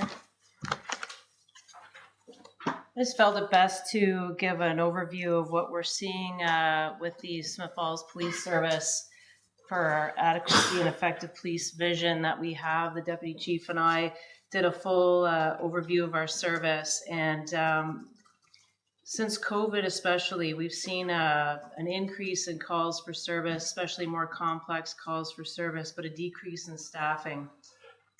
I provided this to the board, and I just wanted to share it as well to council. So just to kind of have an overview of what we're seeing stat-wise, we're estimating a population of almost 11,000 people in our community and growing. Not an accurate population is the best I can get from stats that we have through the town. With growth, obviously, comes issues that police see when we have growth in the community. Next slide, please. So just personnel in the 5 years at a glance, we haven't changed personnel at all since 2019 to 2023. With that has come an increase in intimate partner violence that we are seeing in our community, mental health, thefts, drugs, addictions, security in our community, and staffing issues is an important piece. Obviously, in public safety is important to me and the Deputy Chief as well. There's been no future planning to do with staffing. So here we are in 2025 with low staffing. The front line is suffering burnout, as well as either the Deputy Chief and I have been back up for calls for service. And so that was a critical piece that we brought to the board's attention this year when I took over as Chief of Police. I want to have a future growth of our service so that we meet the needs of our community ahead of time and not wait for this to happen. We see this across the province. This is nothing new that's happening to us. However, other services have had slight growth in percentage of increase of their budget for staffing, and we have not. We've kind of held the line, but now we're seeing that has become an issue. The strat plan for the board 2024 to 2026 focused on some surveys that we did publicly as well as internally, and a public presentation that I did with the board chair. 70% of those polled felt crime has increased. And in fact, our crime severity index is high. However, we still want to have that personalized approach to our police service. And I think that that's really important to our community. And that's a lot of feedback that I get personally, is the fact that we have officers that attend. So whether or not you have, for example, even a shed broken into, that is something serious to somebody. Whereas in a bigger service, it might be something that you're reported online and you might get a response in a week or two. We like to have that personalized frontline response for minor incidences to major incidences. And that's what our community wants. They want boots on the ground. They want officers that they can speak to. They want officers that attend their home. And they want proactive policing, which is an important piece for the Deputy Chief and I. 100% of our members that were polled were experiencing burnout,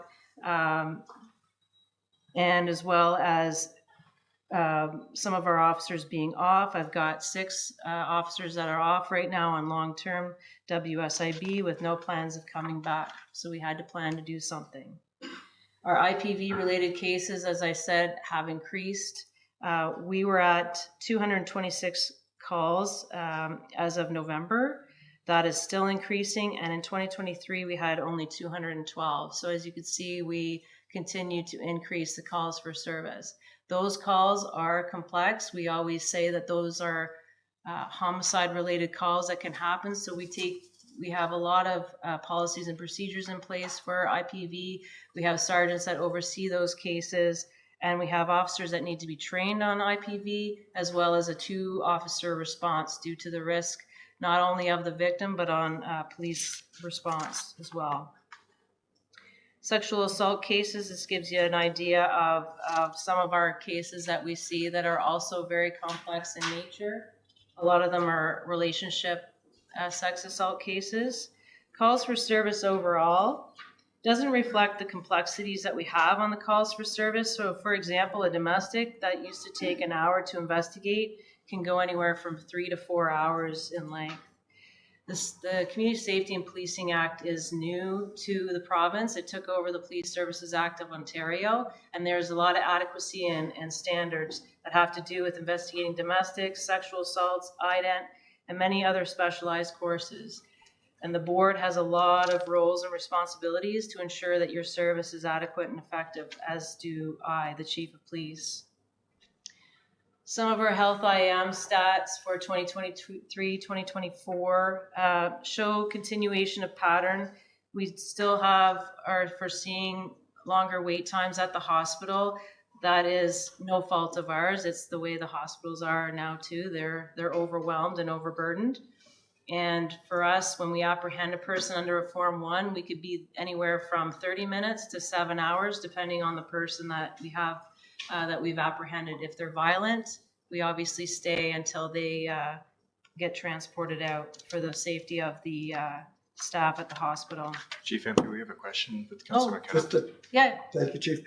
For the public and for me, I don't know what that means. Oh, so this is our data collection. It's called Health IM. It's a dashboard database that we use to track the stats of our health calls for service and mental health.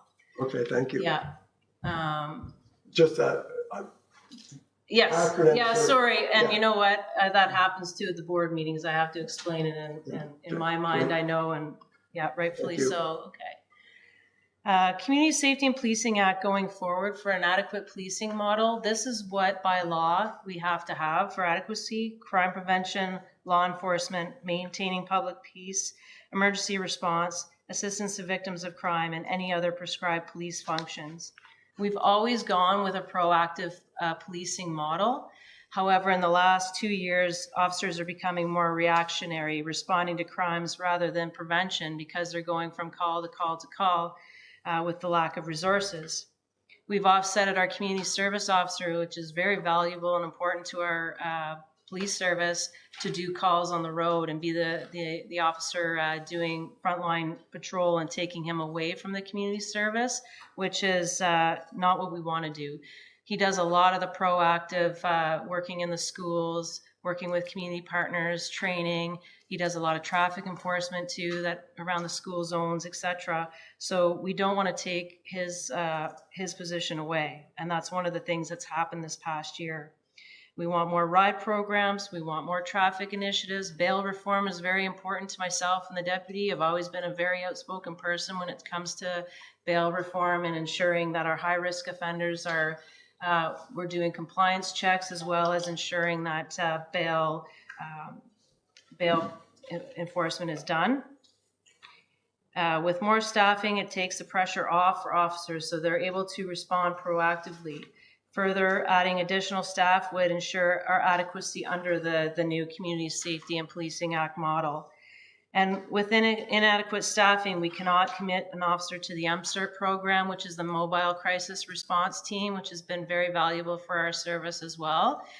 We go with a grant. However, that grant, although it supports having a social worker and nurse working with police, it does not support police benefits and salaries, which, again, I've been vocal with the Solicitor General's office to perhaps have that in a grant, because that is an important piece of having officers working with the MCERT team. And any other community functions then aren't addressed. So our action plan going forward that we presented to the board is to have the increased frontline complement to 30 altogether from what we have had. That is going to improve our needs of drug enforcement, community engagement, having officers trained, like I said, and assisting teams, and as well as offender management. There's things that I have taken away off the budget. We were going to budget for a clerk that helps with data download. So one of the things that fell into my lap when I became the chief was from the Crown Attorney's Office, the MAG, that they call across the province, was implementing this disclosure protocol. So they needed all of your data downloading in a timely manner. So for example, our cruisers have cameras in it as well as our cells. We wanted to implement body cameras as well, which is great for transparency, great for confidence for the public, as also helps us with any kind of public complaint. I've had to take that off the table for this year, obviously, with the budget increase for staffing purposes. Hopefully in the future, we'll be able to implement body cams. However, all that data download needs to have somebody do that work.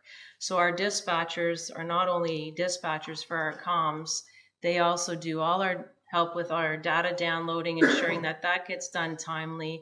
We've had to change some systems in our cell block video. For example, it's an old system that we've had since the building was retrofitted to the police station. That's old equipment. However, one of the IT consultants that we have was able to fix it a bit to make it able to download data so that I didn't have to look at a whole new system.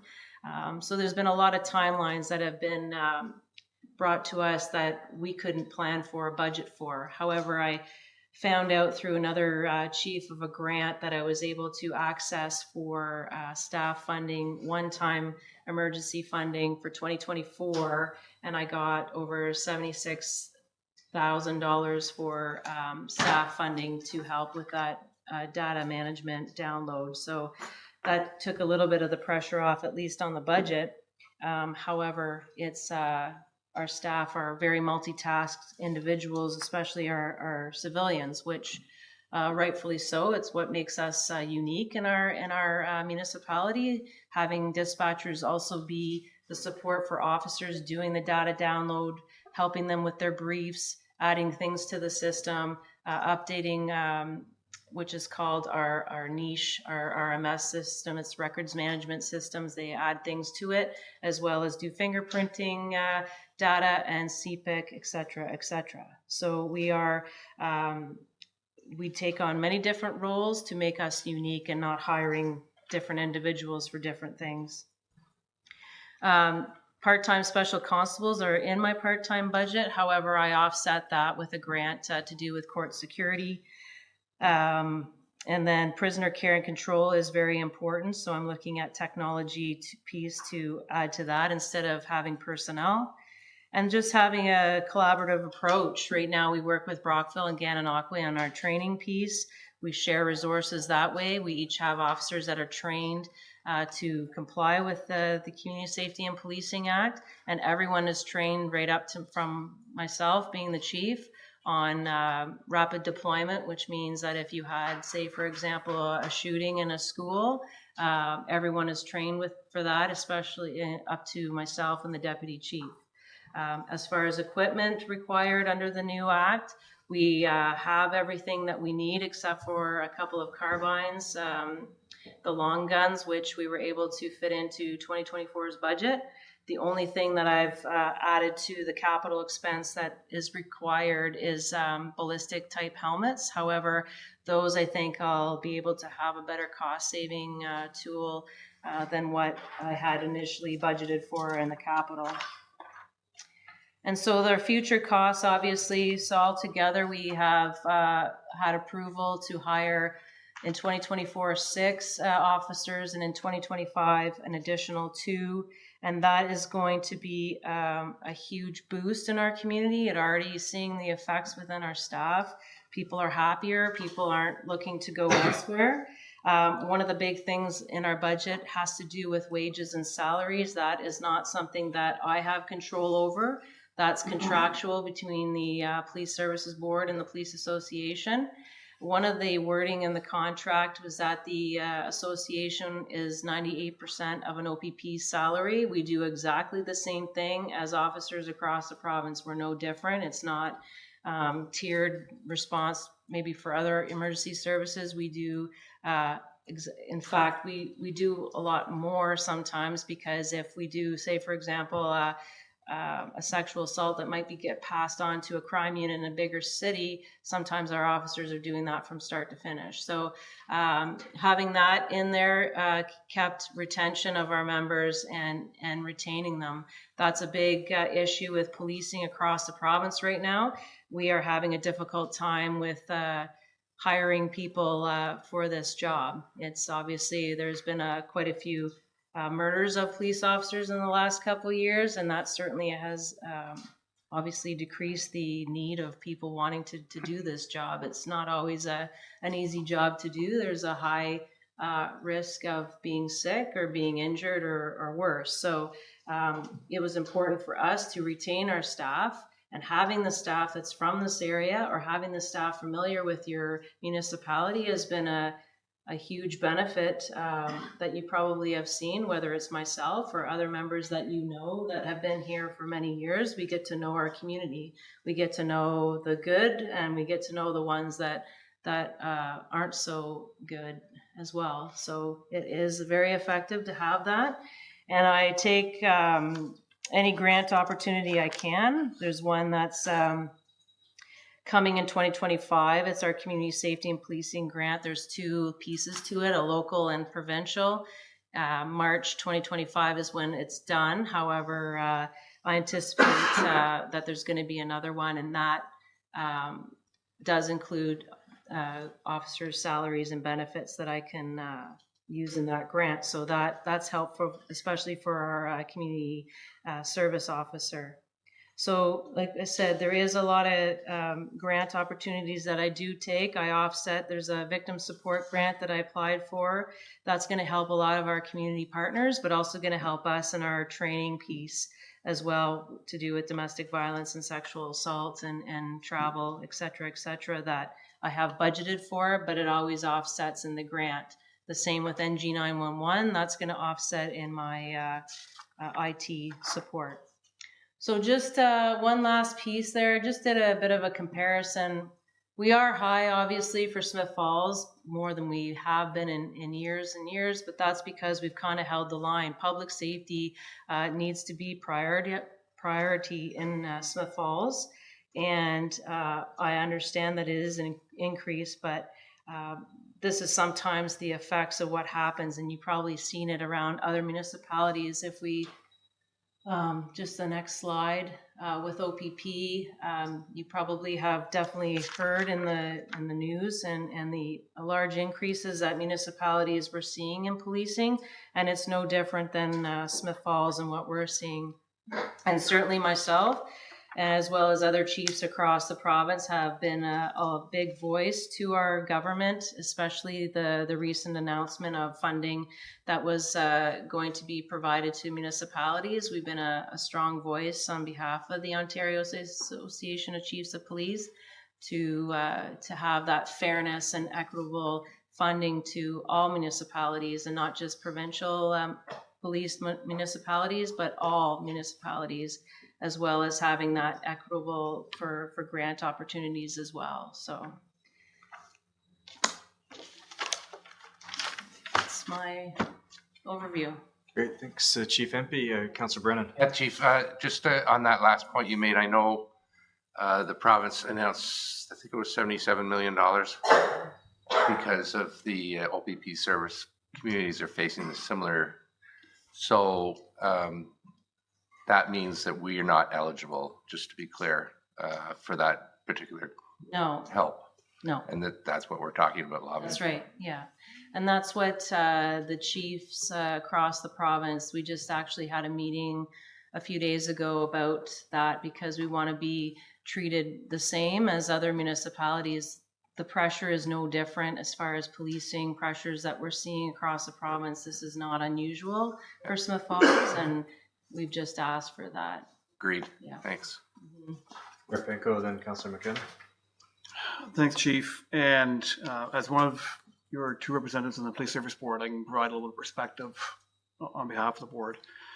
I think the seeds of change were planted when we started doing the consultation for our strategic plan about a year ago. And we surveyed the public, we surveyed our membership. I think, and the Chief alluded to it within her presentation, but feedback from the community that they felt that there wasn't enough police presence at times and they didn't always feel safe. Feedback from the service, the association, which is the membership, that they were stressed.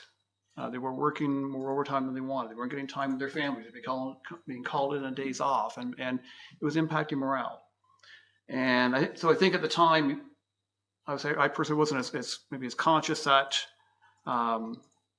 we had somewhat probably created that situation, and I think we were very cost conscious for a long time. And I think in trying to maintain as low as possible cost of policing, I think there is a little bit of fallout. And if you go back to 2015, before we've had the growth we've had in recent years, policing occupied about 38% of our tax revenue. It was big, really big. And so I think we had a definite justification to say we need to try and be as cost efficient as possible. Not that we're always going to try to be cost efficient, but I think we have to recognize that the counterbalance to that is to ensure we have adequate and effective policing. And under the new act, the board does have a greater burden of responsibility to ensure we're providing our community with the policing resources that it needs. And what we see proposed right now, and that has been approved by the board, is, I think, a catch-up in many ways. And I'm not saying this proudly, because I think it is a significant increase, 21% increase, and an over 6% impact on the tax roll. It's not something that I would say I'm happy to see or proud to see, but I think it's an unfortunate reality of trying to manage the safety needs of our community. And that'll probably take our police budget to about, I'm guessing, depends on where we end on the tax, like about 29 to 30% of our total tax revenue. So it's not what it was actually in 2015 because of the growth that we've experienced. And so from 2015 to 2024, the average annual increase in our policing budget was 1.7%. In an environment where we're having 2.5% inflation. So I think for a while, for a number of years, we're under the rate of inflation. And I think, as the chief mentioned, the reality is we want to be an employer of choice. And we want to make sure that we have the best officers, we retain the best officers, we attract the best officers. Part of the agreement with the association that was recently ratified was to go to 98% of the OPP wage. It was 97% before, just to be a little bit more competitive. And we know that other services in the OPP would love to have some of our officers. And that's the risk we always face of losing officers to other services that may be paying more if that's the situation. So when we're looking at the overall total, it is a big number. But I think the reality is, and I would say, speaking as board chair on behalf of the board, we felt this was something that we had to follow through with at this stage. With information that we received from the chief and deputy chief, we came to understand very well that without an appropriate solution, we risk greater burnout, we risk losing officers, we risk more officers going off on sick leave or WSIB, and the spiraling effect of then how do we manage the safety needs of our community. So in many ways I felt, and I know I'm sure the chief was, well, I don't know, I know she was quite reluctant to bring this budget forward when we first talked about it, knowing it's a big increase. But she's standing here proudly on behalf of her service, and I'll say on behalf of the board, I think it's something that I hope the council is supportive of. I don't think, it's not going to be an annual thing. I think we're going to have to face this one-time bitter pill and try to manage going forward. The chief will always be looking for grant opportunities. We'll do what we can to try and offset the expenses. But the reality is, based on the model of policing we have for our community, based on ensuring we have adequate police and adequate boots on the ground every moment, every day, this is something that we unfortunately have to accept. So it's the reality of where we are with policing, and so much of it, I guess, really was over half of the cost increase was imposed upon us by the OPP settlement, which we have to respect that. And to the question regarding the $77 million that the Solicitor General has committed to OPP police communities, the chief's correct. We're not included in that. But I've reached out to other board chairs in the area. We've had an ongoing dialogue that we need to do something about it. I spoke to our MPP on Friday about it, and he acknowledges it. He says he will speak to the Solicitor General. He said the Solicitor General is aware, obviously. He's hearing it from other services. So We have to hope that there is parity and fairness and that we will get something back for the province that'll help offset this big jump in 1 year. Thanks, Mayor Panko. Councillor McKenna. Thank you very much. Thanks, Chief, for your work, and thanks to the Police Services Board for their work. Of course, it's a shock. It's a huge increase.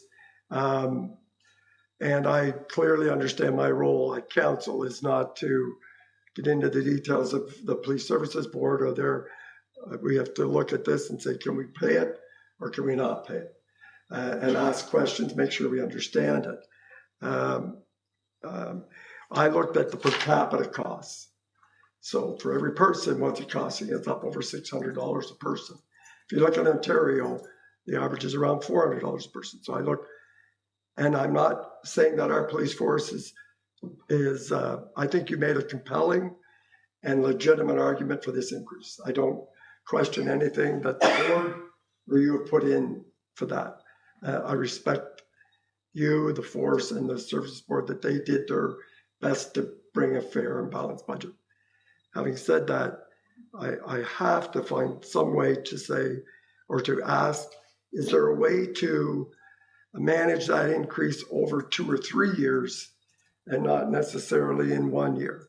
And I looked at my, it's not my job to get into that level of detail, but those are the kind of questions, because I have to balance, my oath is to all the departments and not just the police. And I know if you ask all of our residents about what they want versus what they need, they're going to say, I want more police. That doesn't surprise me. And that's a great thing to have if we can afford it. And I'm not convinced that we can, if I look ahead 3 or 4 years, and that's what I've never been in favor of, looking outside of our own force to deliver this. But this budget, or next year's budget, or the year after, at over $600 a person, starts to open up. It's the structure we have that's expensive. It's not the service. It's not the quality. It's all there. We've got the best. But can we afford it? And with a little town of 10,000 or 10,500, whatever it is, can we afford these kind of increases? Because for every dollar goes there, we don't have it for housing, social services, roads, sewers. I know I'm talking, you understand this. So I'm trying to be fair and balanced, and I don't know if this is sustainable. And I think in a couple of years, the council of the day in the election, it's going to be up to say, can we afford to continue with our own service? And I'm not pointing fingers. This is these are legitimate costs. Policing is expensive, and to get the level of service we want, we have to pay for it. I'm just saying, I don't know if we can keep paying for it. So I'm asking the board, or you, the chief, to say, can you stagger those increases over 2 or 3 years? Is there another way to look at this? Get what you want, but maybe not all at once. And those are and I say that with the utmost respect. I have to say, when I went to your swearing in ceremony, of the 6 years I've been on council, it was one of my proudest days because of the quality of you as a chief, the respect I have for you and the service. But I put my other hat on and try to balance this, and it doesn't add up. The money's just, we've got to do something different here. Thank you for my rant. No, well said. Not seeing other hands up, I'll chime in. I really appreciate you coming to Committee of the Whole, because I know you've done this with the Police Services Board and it's your night. It's a long night. And being a member of the Police Services Board, I don't, to answer Councillor McKenna's question, I know as chair of the Police Services Board, Mayor Panko has taken a line-by-line sit-down with Chief Empey. I've spent hours looking at it, trying to come up with a great idea that I haven't been able to come up with. The reality is that the bulk of this increase is rooted in wages. And there's two parts to that. One is the contract negotiations that are already set in stone. There's no going back. And the other is hiring the new officers, which if we look at the overtime costs, you're going to pay for it one way or another. So it's either through the overtime, which leads to the higher chance of burnout and lower morale, or being more proactive in hiring. But that being said, I think something that needs to be noted tonight from the municipal side, and like you bring it up, is that when we were spending 38% on policing, that wasn't sustainable, and that wasn't, and we weren't investing in the roads, we weren't renewing our facilities. And a lot of that deficit, that infrastructure deficit today, comes into the fact that most municipalities in Ontario are spending 10 to 20% on their policing costs. So when we're paying over 30%, that's millions of dollars that aren't fixing the roads, that aren't investing in the parks, that aren't doing the other services that the municipality has to provide. And I think that the problem is that as we keep going forward with the Community Safety Policing Act, there's a lot bigger onus on the board, on the service, the equipment, the training. I don't see these costs. Like I know this will be a big increase this year. I don't expect a similar increase next year, but I don't expect a 0% increase. I don't see the kind of increases we've had in the past happening again. And as the community grows, there was always kind of this acknowledgement that, Smith Falls has a higher crime severity index. Smith Falls has a large population that requires has a higher calls for service than a lot of other communities. But as we grow, we could grow our way out of that, because it would, generally the growth isn't, the police aren't being called to the new homes in those communities. But now as we grow, we're also seeing, for whatever reason, an increase in the level of service that we need. So all this to say, I don't think it's a problem that's going away, but I also don't understand why other communities with similar crime severity indexes are paying less per household for policing. I don't understand why, how other independent police forces are able to do it. So I'd love to see more data on different municipalities in Ontario, and just try to find out where we stand out, and what, as a municipality, our options are going forward, because we're not here to debate the police budget. We're just here to say yes or no. So all that rant to, I voted for the budget at the Police Services Board meeting, and I don't think we have any choice but to vote for it tonight. Councillor Miller. Thank you. And thank you to the three of you for your explanations and insight. And there's a lot to think about. We do have a responsibility to be efficient and to use our dollars wisely. I also wanted to thank you, Chief, for your services work in the community. It's something I've always been very proud of, is our community service focus. And I have noticed in the last year that, in particular, that community service officer is not as available as that person once was. And we're missing that. The need in our community, particularly among our youth, is at a level I haven't seen in 20 years. We need that person active in the community in a proactive way. And so I support this increase, knowing it's mostly a one-time thing. And my hope is that that person will be back available full-time to all of us that need them. That's the absolute plan, for sure. Yep. Right. Not seeing. Just a correction, you said we're here till, we're not voting on anything tonight.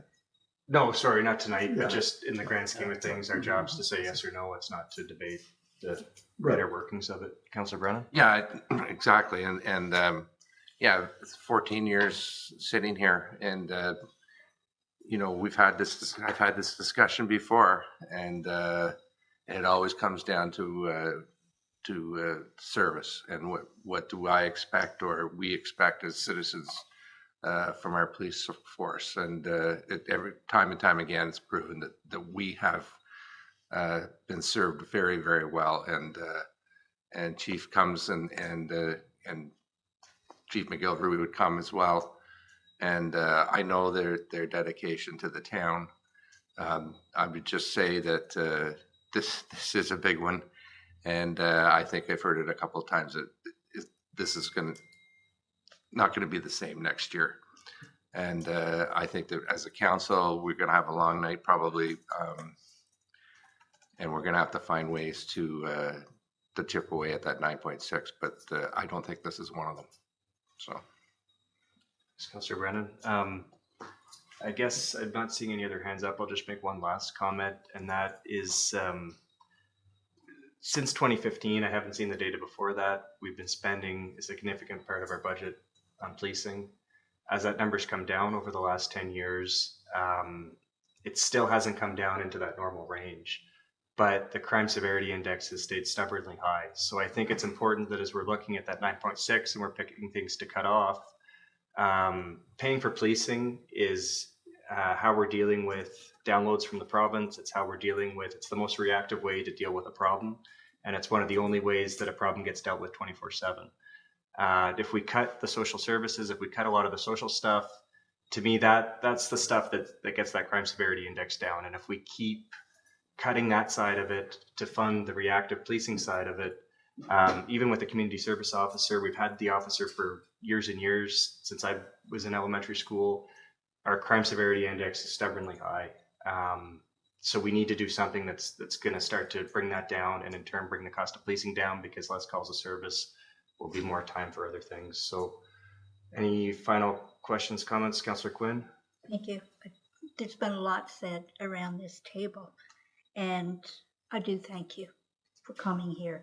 This was, I'm sure, very difficult to put this report together, and you also knew that coming here we would be saying, oh my gosh, that's an awful increase. But you know what? We all need to, I think, because it's very, very unfair that the province is saying we're going to support OPP, but we're not supporting the municipal police force. And so that's where I think we need to step up and be very strong and say this has to be fair for everybody. So it needs to be our voices that are put out there to support you. Yes, I can understand where you're coming from with the police costs rising. Definitely understand that.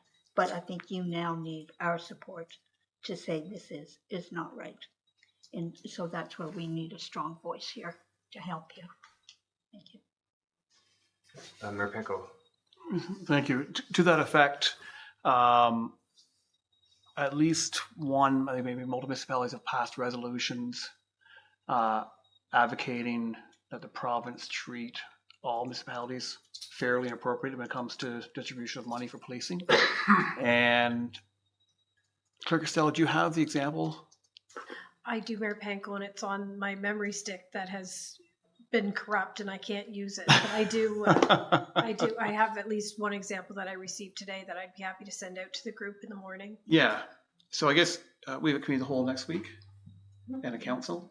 Yes. Okay. So what I'd ask with concurrence that we bring that forward next week, so we can make sure that we firmly state our united position on that topic. Okay. Seeing nodding heads. On a similar note, I'm wondering, to help make our case and to help get a better understanding, could we give town staff direction to compile some data on the cost of policing, the calls for service, the response time, the kind of stuff that we can use to understand the level of service we're getting, that we're paying for, and then also illustrate to the community that there is a value here in what we're getting.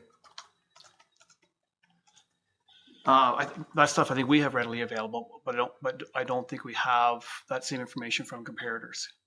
And I think the chief has reached out trying to get information. Yeah, I have not had any luck. So the OPP police municipalities are I think they have the data, but we're not privy to it. And but I think it'd be very helpful as an exercise, maybe not immediately, but if we continue to go down that road and try and put together that understanding, because I think it demonstrates value, right? And I think your comment earlier, if someone's shed's broken into, someone's going to respond, and because it's meaningful to that individual. Where there may be a lot of places where the police just don't have the time to respond to those types of calls. So it's how fast we're responding, how often we're responding. I think there's important measurements. I think that's what the board will probably want to take a look at first, and then it can be shared with the community once we've had a chance. And to Councillor McKenna's, I guess, comment, just like can this be phased in? And based everything I understand so far, I would say I don't think so. But what I guess commitment that I will make is that we will go back at our next board meeting and at least have some conversation with the chief and deputy on what the impact of that would be, so we have a better understanding. Because I think that's something that we probably would likely be done in a closed session. I would qualify for some of the understanding of personnel and stuff. So I think that's something we can discuss, and if there's anything we can bring back, and any changes we would try to bring changes back. Is there any, if the police service is trying to get data and they're not releasing data, is the municipality able to do a freedom of information request to get data that's not being published? That's what I was going to try and do through our means. I had reached out to the chief superintendent of the OPP because I wanted to get numbers on Perth and Carleton Place, for example, calls for service comparators. She hasn't got back to me yet, but I was wondering, I was going to go that route because I'd reached out to both mayors in Perth and Carleton Place. I had not received a response because there should be an overview provided to the town as far as what you're paying for and what you're getting for that. But I haven't got anything back. I don't know. That's the route I was going to try, is just go through FOI and get that information. I don't know if there's a connection that you would have through the mayors, but to certainly try. Yeah. Mm-hmm. Yeah, I was definitely interested in that for sure. See what I can get for January. Sounds good. Seeing no other questions, appreciate your time tonight in the presentation, and we'll take a 10-minute recess now until 7:50, and then we will continue our budget discussions. Yeah, we're just getting good. Public information as well.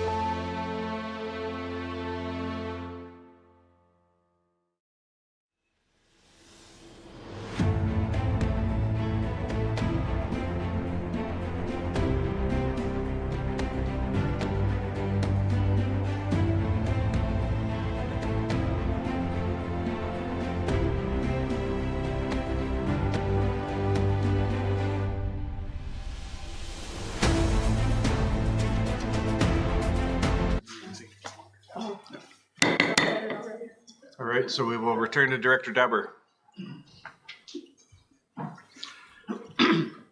Thank you. So we'll just continue on with some of the changes within the departmental areas. I'm going to move pretty quickly in the sake of time in order to get to the meat of it. So continuing on with the protective services, we have a $123,000 increase to the fire services. There's some CPI increases, a large increase to insurance, and then staffing increases. Bylaw, $71,000 increase, mostly due to the addition of a third bylaw officer, which we'll have more detail in an upcoming slide. So total protective services is $1.3 million. Community services was an interesting piece because there's been a lot of movement within community services, and correct me if I'm wrong, but there's been a real evaluation of where the work really occurs. So some reflection on that of how that changes within community services. So you can see an increase in the administration and an increase in parks, and they're offset by some decreases in facilities and cemeteries. As you looked down the column of the 2025 change, that nets out to just under $260,000 between the four departments. A large part of that is due to staffing cost increases within that, and we'll talk coming up 1.5 FTE addition being proposed in 2025, as well as increases, CPI increases, and other increases such as maintenance, increasing those budgets, and then a large increase to insurance and the facilities property insurance, based at 25%. The CDC sees an increase of just over $100,000. Most of this is due to staff cost increases. Now you're going to see that coming up in a slide, just under 2 FTEs coming up. But those additional FTEs are actually offset by some revenues from the county, some increases. So that one's a little bit different because it actually is funded by being able to take in, and correct me if I'm wrong in this, being able to take in more children. Therefore, the county is going to be contributing to that. But there was an increase due to the results of the compensation review, as well as insurance increases, CPI increases, and on and on. The last line in there is special events at $98,000. I did mention that earlier. That was taking out of the community programs, the POW and the Old Home Week, and moving it over to community services, so that the budget line resides with the area that's actually overseeing that budget. So that's just a change from one section to another. Next slide. Economic development. So economic development sees a decrease of $23,000.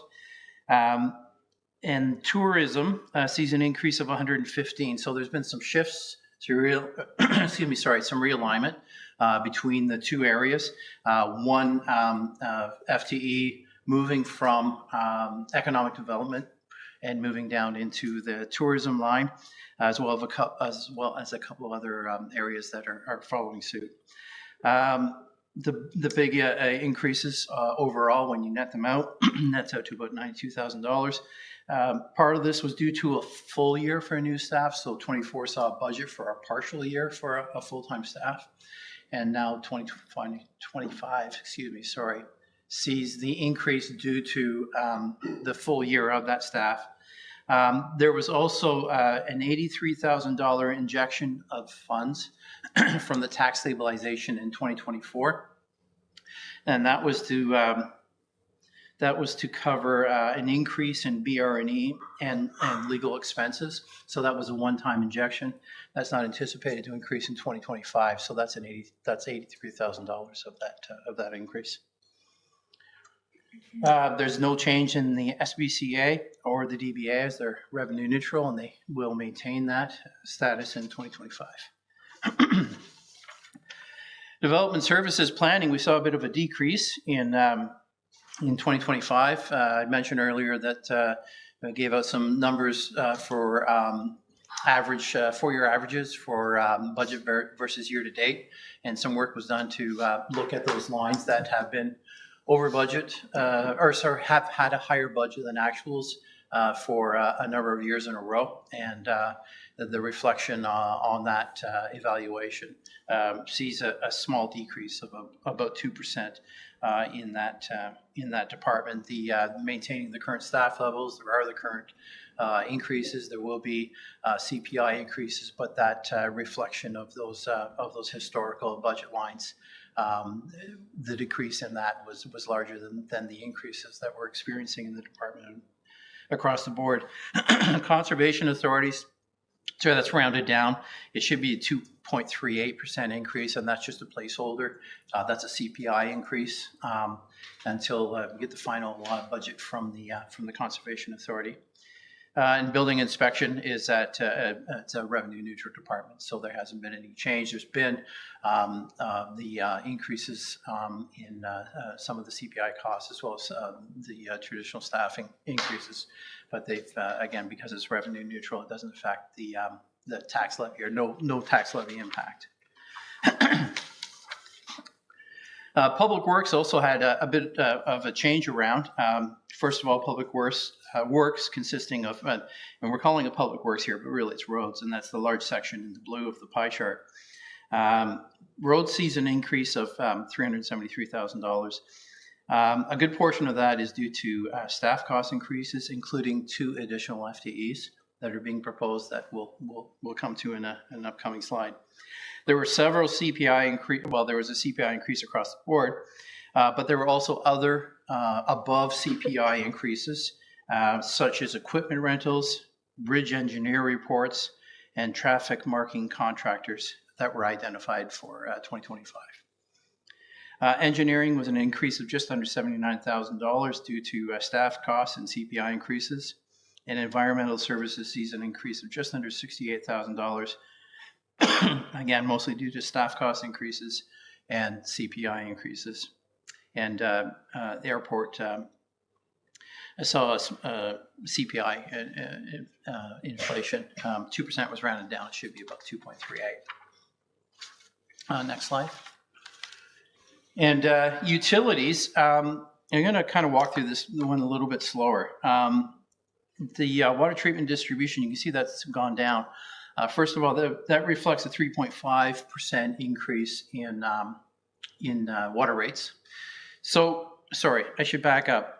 When we say 2024 was $461,576, and the budget 2025 is $417, that's not the budget. That's not the overall budget inclusive. This is the portion that's related to the tax levy. So, because of the fact that at Smith Falls, it's not fully revenue neutral. There is a portion that is a part of the tax levy. So because of the fact that water rates have increased at a higher rate than inflation, the dependency is rolled back a little bit. But there was also analysis done with the staffing costs, and some of the overall staffing costs were slightly reduced. Again, as we looked at the overall averages of budget versus year to date, it actually brought staffing costs back a little bit, as there was always a healthy surplus in that area. So we trimmed that up to reflect what the actual projections are. Water treatment, on the other hand, you can see the dependency on the tax levy has gone up, even though it's an even higher increase, which is 5.5% increase, which again is even higher from CPI. However, there had been some work done in the past where the discovery was that there was some sewer-based lines that had been caught up in roads, and they had been moved over. And then this year we saw a final cleanup of a few other lines that were sewer-based, which added up to $250,000. So they've been moved over from roads, and they're now in wastewater, and we believe that has been cleaned up.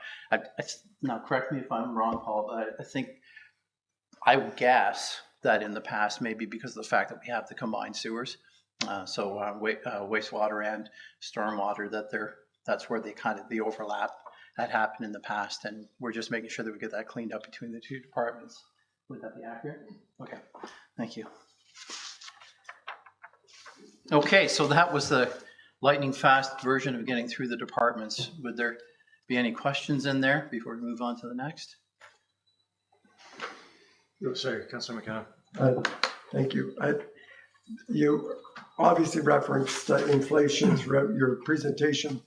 Was there an across the board automatic increase to inflation in every line? Yeah, we're estimating 2.38% based on the Ottawa-Gatineau CPI increase index with Statistics Canada.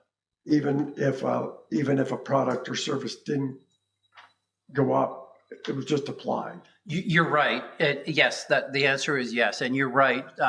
When you look at the details of the CPI increases, they fluctuate and they're never steady. However, the average comes out to 2.38. So instead of spending extra days and weeks doing that kind of analysis, we said we're going to take the average and take it at a higher level and say on average we're looking at 2.38. There's some exceptions like insurance, and there's a footnote. You know what it is. And yeah, exactly. So the ticket, so the insurance, the utilities, and then we've also identified some extra work that needs to be done. For example, in roads, we identified 3 different areas that just needed to go up higher in order to meet the needs. Great, thank you. Okay. Councillor Robinson. Thank you, Mr. Chair. Paul, as you know, I asked you to send me some figures on ACTEV and tourism. You said that the reduction in ACTEV was due to one full-time being transferred down to tourism. That was one of the changes. Yes. Okay. Well, that kind of you're going to have to explain it to me, because 23,934 is the reduction in economic development, but the increase in tourism is 115,838. Yeah. So I don't get that. So within economic development, there were still increases. There was a CPI increase. There were the normal increases if it applied to insurance. And so those increases, if we hadn't moved that down, you would have seen a much higher increase in economic development. But the decrease or that change of moving one FTE from economic development to tourism was greater than all of the other changes. So therefore, the net of that change is a reduction of just about $24,000. Okay. Can I add one? Sure. One other thing.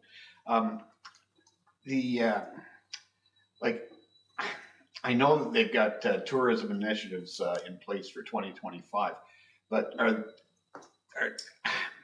they really going to cost like 78% more?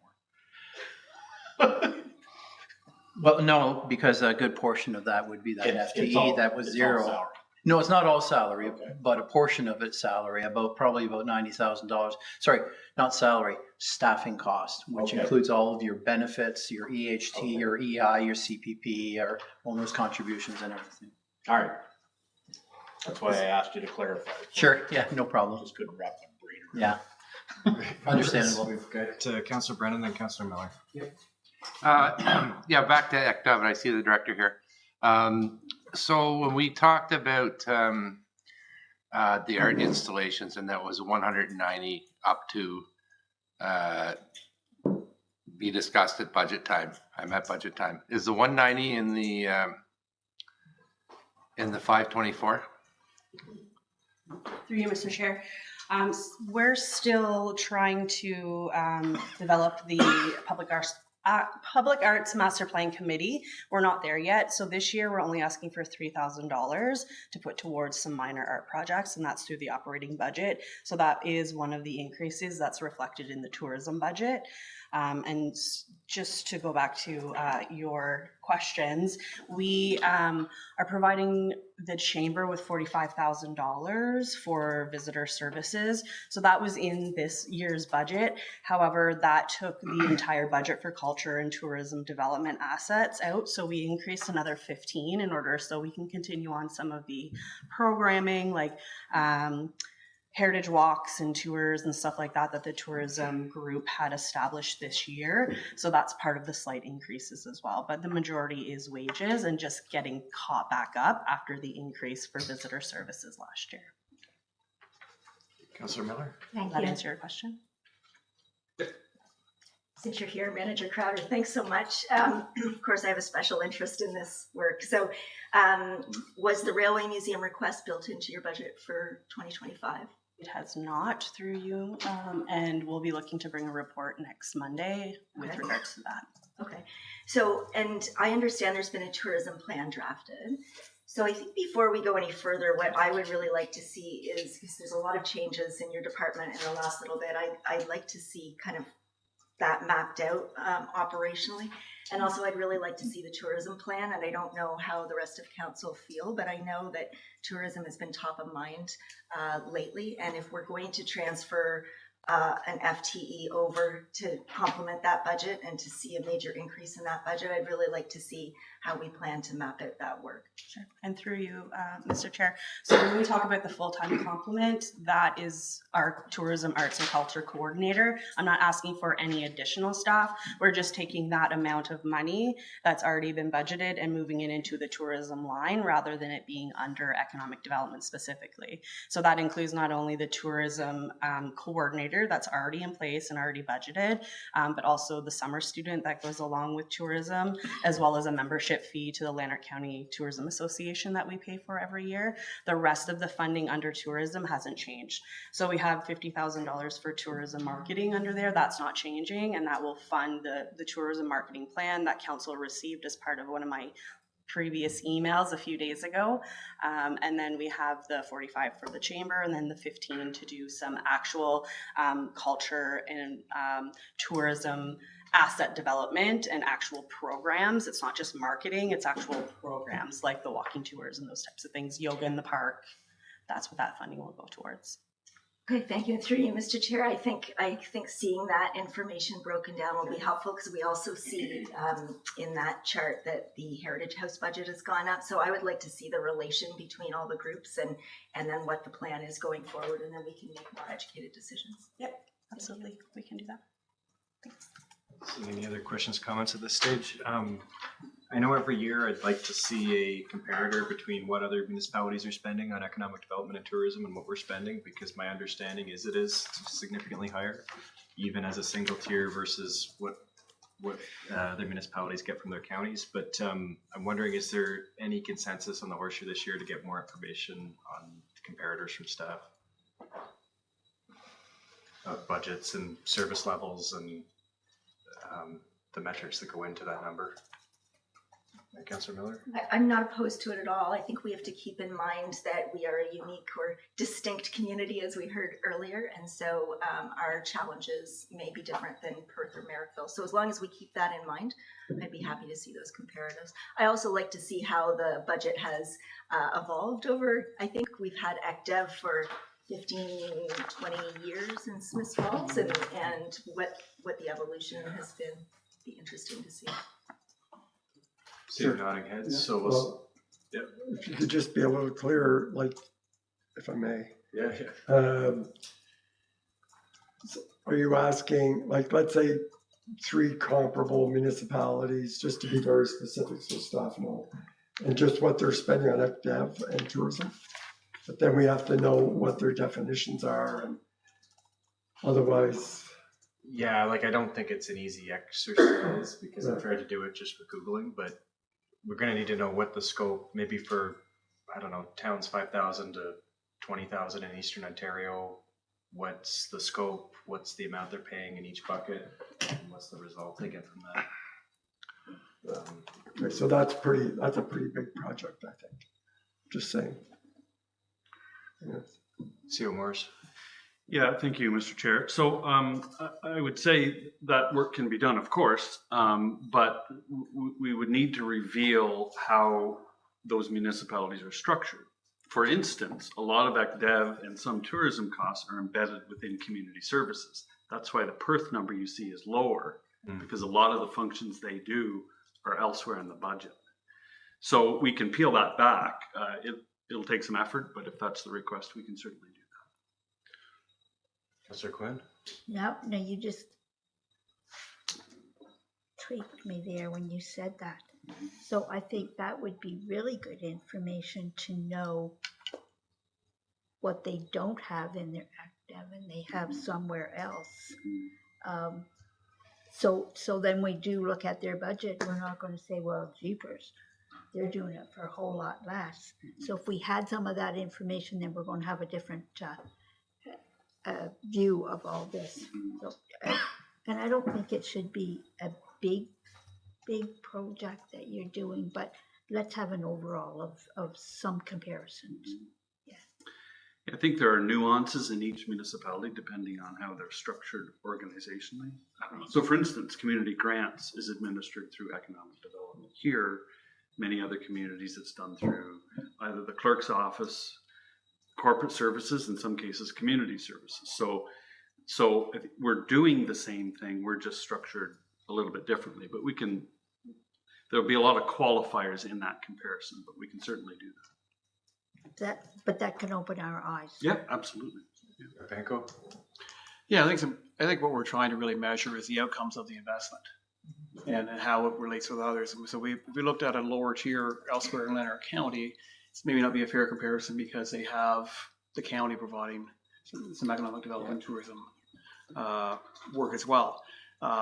Most don't have an economic development department, but as Malcolm mentioned, the community services are handling some of the tourism and community events and stuff. So I think it's hard to, the outcomes would be hard to measure. I don't know how we would really measure the outcomes of the investment they're making. But I think what's probably most important for us, I guess, is what outcomes are we expecting for the investment we're making. And so it's a matter of looking at, going back, I guess, to, I think, your point, Councilor Miller, what the budget's been over the years. What are we seeing the value we're expected to derive from that amount of investments? Like anything we do, I guess, in community services, if we're going to make investments in certain areas to enhance the quality of life in town, what type of outcomes do we expect? And it's hard to measure exactly what we expect, but I think it's a matter of understanding value. It's no different than trying to evaluate policing, right? Are we getting good value for the money? There's measurements we can utilize to try and help determine that, but a lot of it's going to come down to our comfort level with that investment.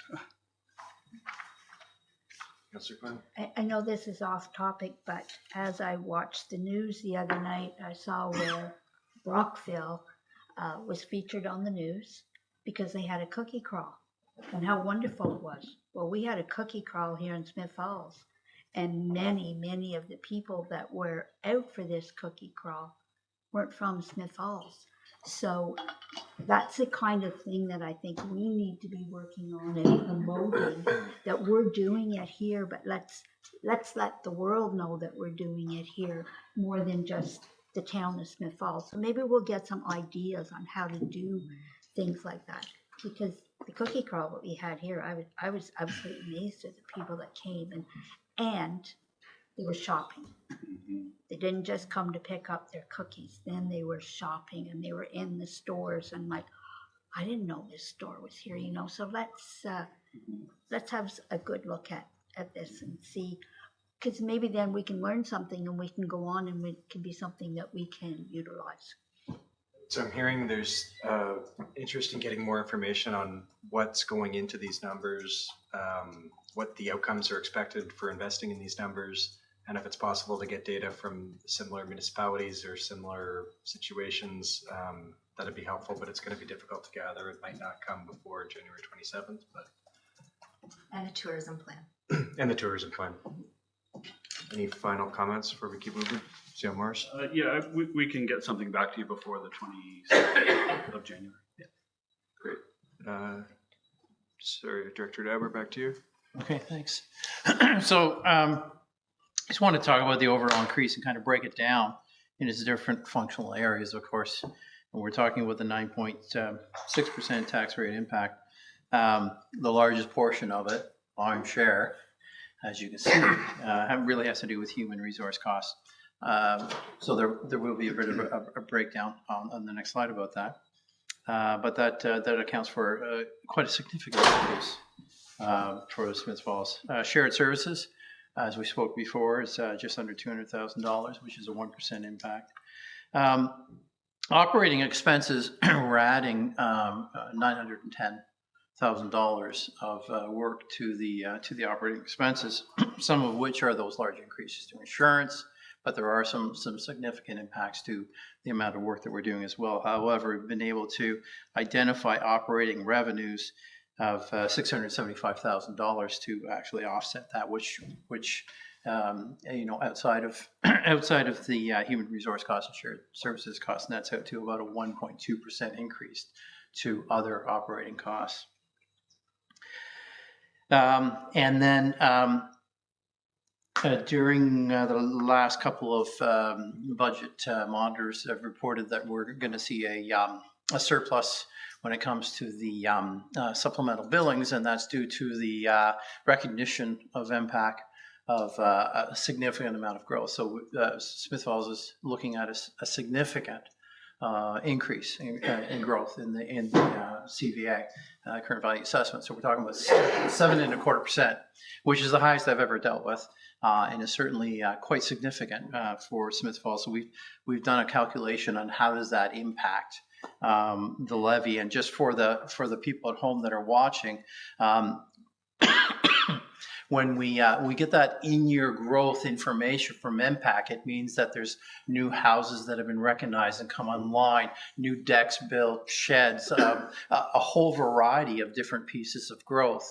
And within the year, they do an analysis, or they show us what our starting CVA is and what's been added during the year.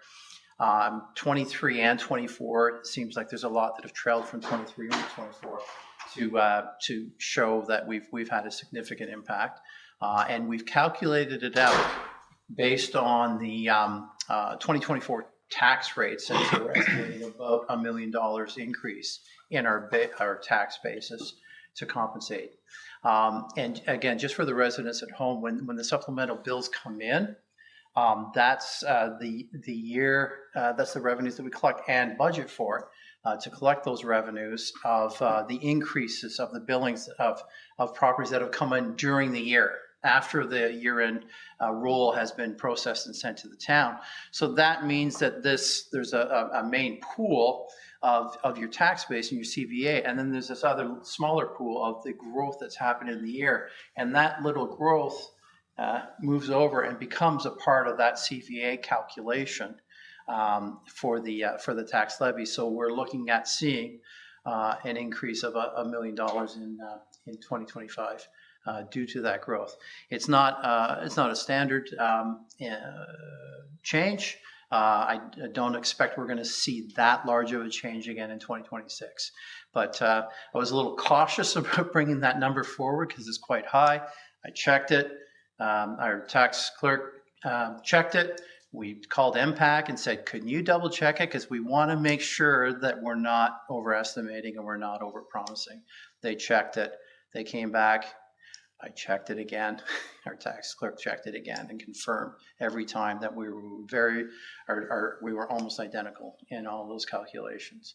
So we are predicting an increase in our base levy that will amount to an extra $1 million in tax revenues generated in 2025. But that ends up with all the other large increases that we've been talking about in the night. That ends up with a 9.6% levy impact, which again, we're seeing our largest growth, but we're also seeing our largest presentation of what that impact would be. We will be refining the information between now and the January 27th budget.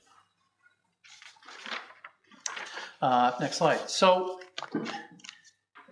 as far as the that large increase to staffing, about half of it is due to increases with our current complement, and about half of it has to do with the additional staffing. We'd heard from the police about the additional staff. We've also, and I've got some speaking notes to speak a little bit to it, but we've also got some members, directors and managers here who are also able to speak to the increased staffing levels that they're proposing. So one of those, it would be roads looking for 2 FTEs, and I know Paul was going to wanted to speak to that. Sorry, Director. Thank you, Director Dauber. Yeah, so I wouldn't necessarily call it roads, even though it's categorized as roads up there, but it's more associated with the engineering department. As we know, we've added complement over the last couple of years to the engineering department with 2 full-time equivalencies with two young engineers that I have in the department.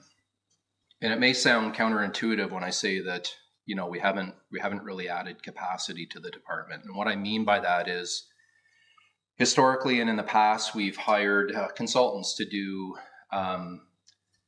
pre-engineering work, design, construction, admin, and inspection for capital reconstruction projects. Beckwith Street would be a prime example of those efforts done by consultants. And we know how expensive it can be to hire consultants to do that type of work.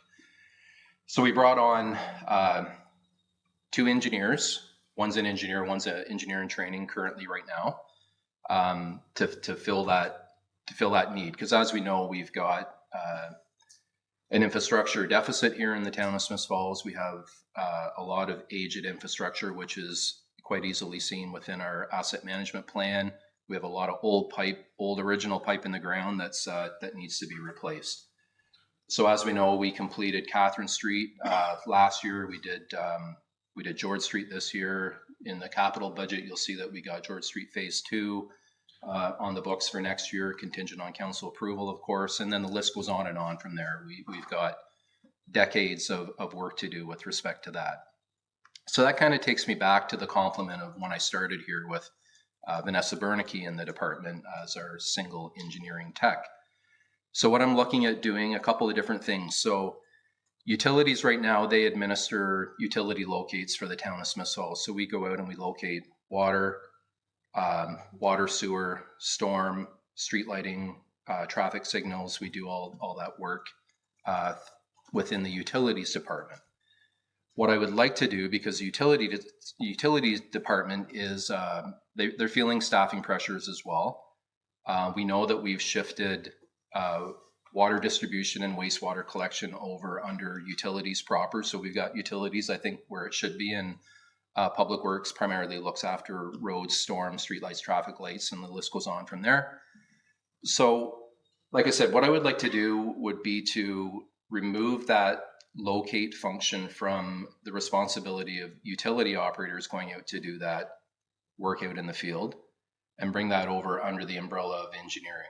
I would like to marry that position up with permits as well. So not unlike the building department, they issue building permits. The engineering department, we administer encroachment permits, road cut permits, entrance permits, and the list goes on from there. So there's quite a few permits that we do administer. We tend to, because we don't really have anybody actioned to go out and facilitate the permit issuance and the follow-up on permits, making sure that contractors and residents are doing the work they said they were going to do. We kind of work at it off the corner of our desk. So I'd like to formalize that with, marry that up with the locate technician, we'll call them. So locate permit tech. That will free up some time on the utility side as well for them to focus on particularly collection of wastewater, so our sanitary system in town. And then the other person that I'm looking at adding or proposing to add would be a transportation technologist. We know that resident expectations are changing. I get quite regularly, I get emails from residents, and I know there's emails that get sent through to members of council who in turn flip it to me for comment or action, where residents are they're advising town staff that there's, in their opinion, that people are driving too fast on streets, not adhering to stop control at intersections. Speed is a big one. People are requesting speed humps and or speed bumps. We've got right now, we're working on the official plan, and part of that we're working on the transportation master plan. So something we're doing in-house with our intersection traffic counter is we're going out and deploying that around town. You may have seen some of our staff out installing that equipment to garner that data to inform our our consultant that's working on the transportation master plan as to what's happening at our intersections in terms of volume of traffic and pedestrians. So there's that work. There's our regular asphalt concrete paving and milling contract that we do annually that I would like to marry up with this position as well, so they could look after that work.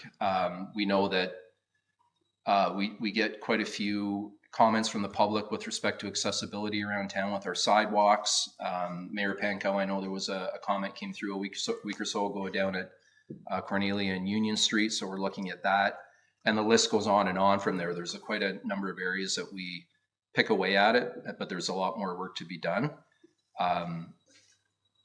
That transportation technologist person as well, there's a tremendous amount of work that needs to be done with one thing that you're going to see in the capital plan for this year is a hydraulic analysis study that we're looking at doing for the whole town with our sanitary collection system to inform our OP that's being done as well in terms of areas around town that we need to address through upsizing pipe size or perhaps reconstruction efforts down the road so we can open up greenfield areas or infill development around town as well. So there's a tremendous amount of work, field work that needs to be done with that as well. And the transportation tech could help with that. So I guess what I'm trying to paint a picture here that, not dissimilar to what the police service is doing. They mentioned often that there's growth within town and our population's increasing and we need to respond to that growth. I feel that we need to do the same in the public works department. If I thought there was any other way we could do it, I wouldn't be here standing in front of you today. However, I have limited resources and the work doesn't stop and the work continues to build on top of everything else that we're doing and expectations are changing. So with that, I'll stop talking and I'll turn it over to Director Dever. Mayor Pankow, Yeah, thank you. Director McMahon, maybe if you don't mind staying up, I have a question directly to you. Yeah, respect where you're coming from. And I think we've seen real positive results from the addition of the engineering staff and the project management that's occurred with that. And I think probably better outcomes in many ways, I'm sure, are paying for themselves. The engineering transportation technologist sounds like a fascinating position. And I don't question any of the needs you've identified. Traffic, speed, safety, the accessibility issues I hear about them very frequently. My only concern, I guess, is that aside from a cost, this person is going to identify numerous capital projects or work that we're going to have to follow through with, because it's like a price tag attached to everything they will probably be doing in many ways. Or do you see it operationalized within existing staff? Yeah, I don't so much think that they're going to, it won't be the function of the position to go out there and say, okay, we need to reconstruct this street or we need to reconstruct that street. It's going to be more, I think the information that they're going to garner and collect will inform on operating function going forward. And what I mean by that is, we'll talk about accessibility for instance. There's still a number of sidewalks around town that have full barrier curb at those crossings. We know that's nowhere close to being accessible. So the asphalt concrete paving and milling program is one that I would like to shift away from certain staff within the department and afford that person in the department to work more on the solid waste recycling and compost program that we have here in town and shift their focus into that position. That particular person's kind of at the tail end of their career as well too. So I want to make sure that we're poised and staged for the future as well. And there's some work that's going to be done on a waste strategy going forward. We're going to be having a report come to committee next Monday. So we're going to have to operationalize that going forward as well. So there's a tremendous amount of work that I suspect will come out of that waste study as well that I would like somebody focused on that. So anyways, where I'm going with that, the person that I see doing that work does a whole plethora of other things as well within the department that I would like to shift that over to a new individual, so there can be more focus on the waste recycling and compost site, and perhaps, you know, a green bin program. There's a lot of investigative work that needs to be done, and if we were ever to operationalize that, that's going to take a lot of work from staff as well. So Okay. yeah. Okay, thank you. Okay. Councillor McKenna. So, Director, it sounds like you've done a pretty big reorg of your whole department. And is there, like you're shifting positions around, future looking, and so is there a business case, like a return on investment or something that, like, I'm hearing, the police did come up with some data, so I'm looking, so I mean, outsourcing underground identification of pipes and sewers, you can outsource it. So I need to know, like, what is the plan? Like, because you've got a vision, and it just keeps moving, and I like strategy. I'm thinking strategic, but I don't. Where's the business case for this? Well, the business case is in my head, I guess. Yeah. I haven't really formalized it, but for instance, I think you were mentioning the sewer hydraulic study that we're looking at doing in 2025. And again, we need to do that to inform on the OP. We're doing a tremendous amount of work for OP with the official plan, and that's going to set the stage for growth within the municipality for the next 25 years. So we need to be kind of laser focused on the areas of town that we need to address prior to, say, perhaps reconstructing another street kind of on an ad hoc basis. We need some information to inform on where we go next and what we do next. So yeah, so you're right. I like a business plan. I think it makes sense if we were to hire consultants to do survey, pre-engineering, design, contracted admin, and inspection. We know what that costs. We're into hundreds of thousands of dollars to do a street project. That pays a lot of wages going forward. And I look at it in terms of the amount of work that needs to be done with underground and surface infrastructure around town. We have a lot of deficient linear infrastructure, surface conditions, roads and sidewalks. I understand where you're coming from, Councillor McKenna, that, you know, this isn't really a short-term reaction to something. I'm looking at, you know, there's decades of work here. So in my opinion, there's no risk to hire staff as a full-time equivalency to think that we're going to be caught up in 5 or 10 years and we're not going to need those staff anymore. So that's kind of my business case. You know, there's certain things that we can outsource, but there's a cost associated with that. I really truly feel that and this isn't a dig on consulting expertise, but I think we have all the information. We know what we want. I think we get a better product at the end of the day when we have people that work for the municipality that are looking out for the municipality. We can deal with resident concerns on a little bit more of a focused approach and be able to action those concerns and get the work done without having a third party having to come back to the town all the time to get things done. Yeah. No, I don't doubt the work is there. It is there. It just, what tweaked my question was, if we had this, then that frees this one to do this, and that frees up. So if there's a master plan, that's great, but I just didn't pick up that, because there's a lot of a ripple effect of adding 2 new positions. It frees up people to do what, you know, that, right. What's the return on that? That's all. Right. There's no doubt that the work is there. What I'm really trying to do is eliminate staff running around like chickens with their heads cut off, particularly the engineering staff. And it's very reactive. I would like to be a little bit more proactive on things and start to develop a better plan and garner the data so we're more informed going forward. Right.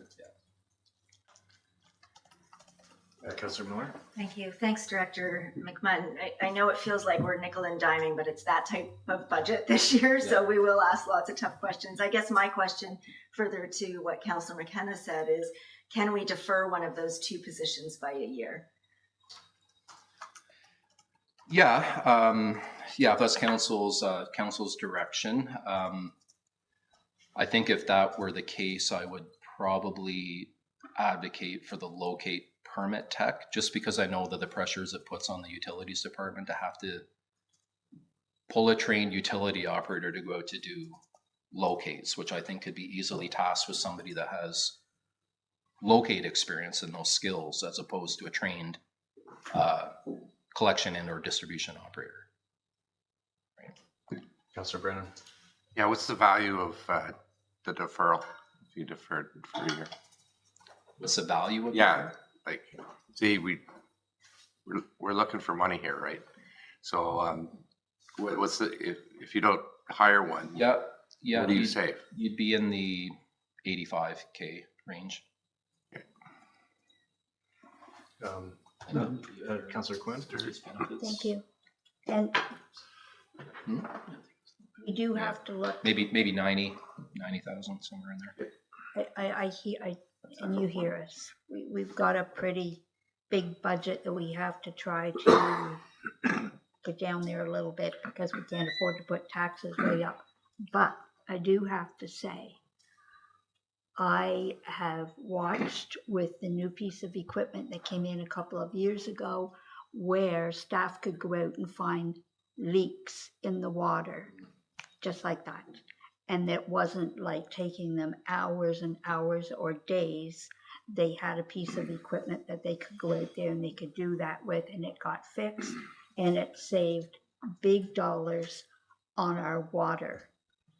And so, you know, we have to keep a very open mind here. We really, really do. I'm listening to what you're saying, and we do have to keep an open mind because there could be money that could be saved. Maybe not saving by looking at hiring another person, but what's this person going to do? What's this person going to accomplish? So what are we going to save down the line? So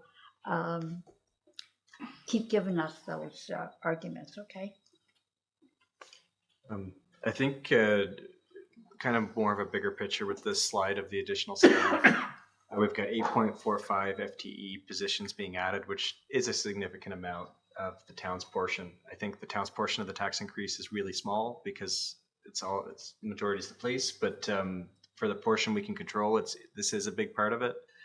$1.22 million. And I want, like Councillor McKenna, I want to see more information. I know firsthand the garbage work that's coming out of a lot of consulting firms these days. I have no question about the principles of it, but I want to be able to see, okay, we hired these two people, and if somebody's complaining about it, I can say, well, in our capital budget, it's going to be projected to save for every dollar we spent on the wages, we're going to save $1.50 or $1.25 or whatever it's going to be going forward with consultants. And I think for every line of this additional staff page, I need more information before I'm comfortable adding that big of a contingent, because what are we at now, 80, 90 staff?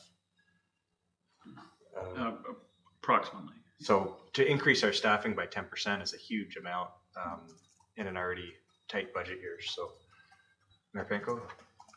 Oh, okay. Okay, sir. Any other comments on this one before we see Morris? I would just like to offer, we are a growing community and there's more work to be done. So at some point we need to have a level of service discussion, because just like police, it's a different scenario, but we have more work to do today than we did several years ago. So I think it's helpful to kind of break these down and understand what each person will do and the value they'll bring.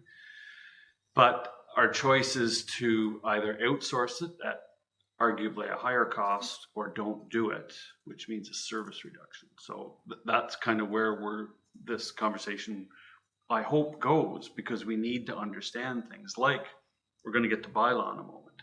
That's to maintain a level of service. But the question is, do you want that level of service?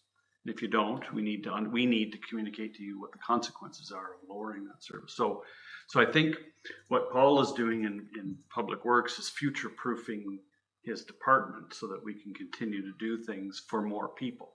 We have more sewers to clean, we have more garbage to pick up, we have more water meters to install, all those things kind of compound. So I think this is a healthy discussion. We put this slide in here purposely so we could be very, very transparent about what's driving the budget. But we also need to have a conversation about consequences of not doing it. And that's where we need to inform you of those consequences. Councillor Brennan. So, excuse me. So if we deferred the transportation tech for a year, does that mean you would be outsourcing it? Outsourcing all the stuff that person would do? Yeah. No, we would just like everything else, we would get it done, but it would be at the, okay. Yeah, it would be at the expense of, some things would have to take as you a described. backseat. Yeah, we'd have to prioritize. Yeah. All right, thank you. Thank you. Now, did we want to go down through the whole list, or did we want to come? Okay, go down through the list. Okay. So CDC is looking for full-time and a couple part-time positions, and as mentioned before, there are revenues to offset that cost from the county.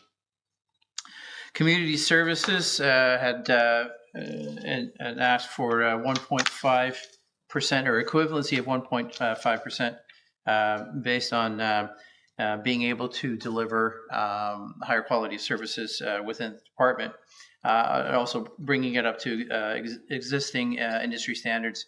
So industry standards are one operator for every 2 to 4 acres of space. We currently have one operator for every 6 acres of space. And maintenance has one maintenance staff per 50,000 square feet, and we currently have one staff for 160,000 square feet. So we're operating on a much slimmer basis than other municipalities. Did the director want to speak to that? Thanks. I think it's just simply put that we have an expectation from the community that we want to meet. We've leveled up our service, and our guys too are facing burnout. I'd like to keep the people that we have.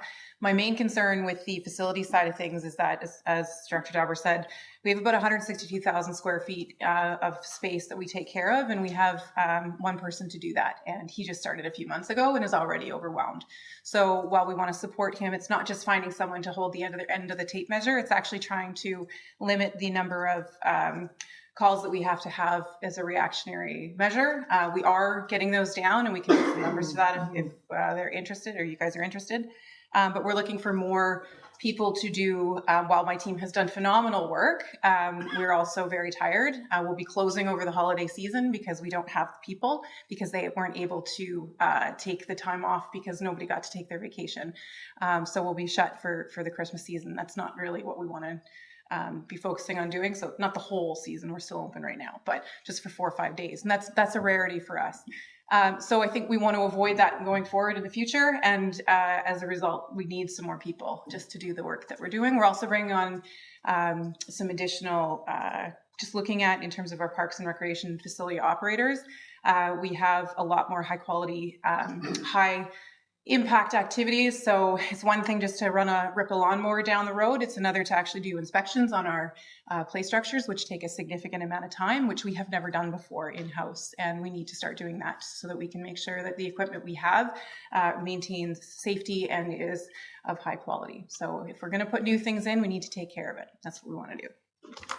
Councillor Miller. Thank you. Just in my experience over the last 5 to 7 years, I think this is one department we've understaffed for a long, long time. And so I appreciate your efforts to try to get us back up to where we need to be. I think ultimately the message, though, is we can't do this and all the projects too in 2025. So, the push and pull tonight is interesting, but that's exactly what it is. Like, where 9.6% is too high, how do we bring that down? So that's the challenge for us, right? I have some great requests.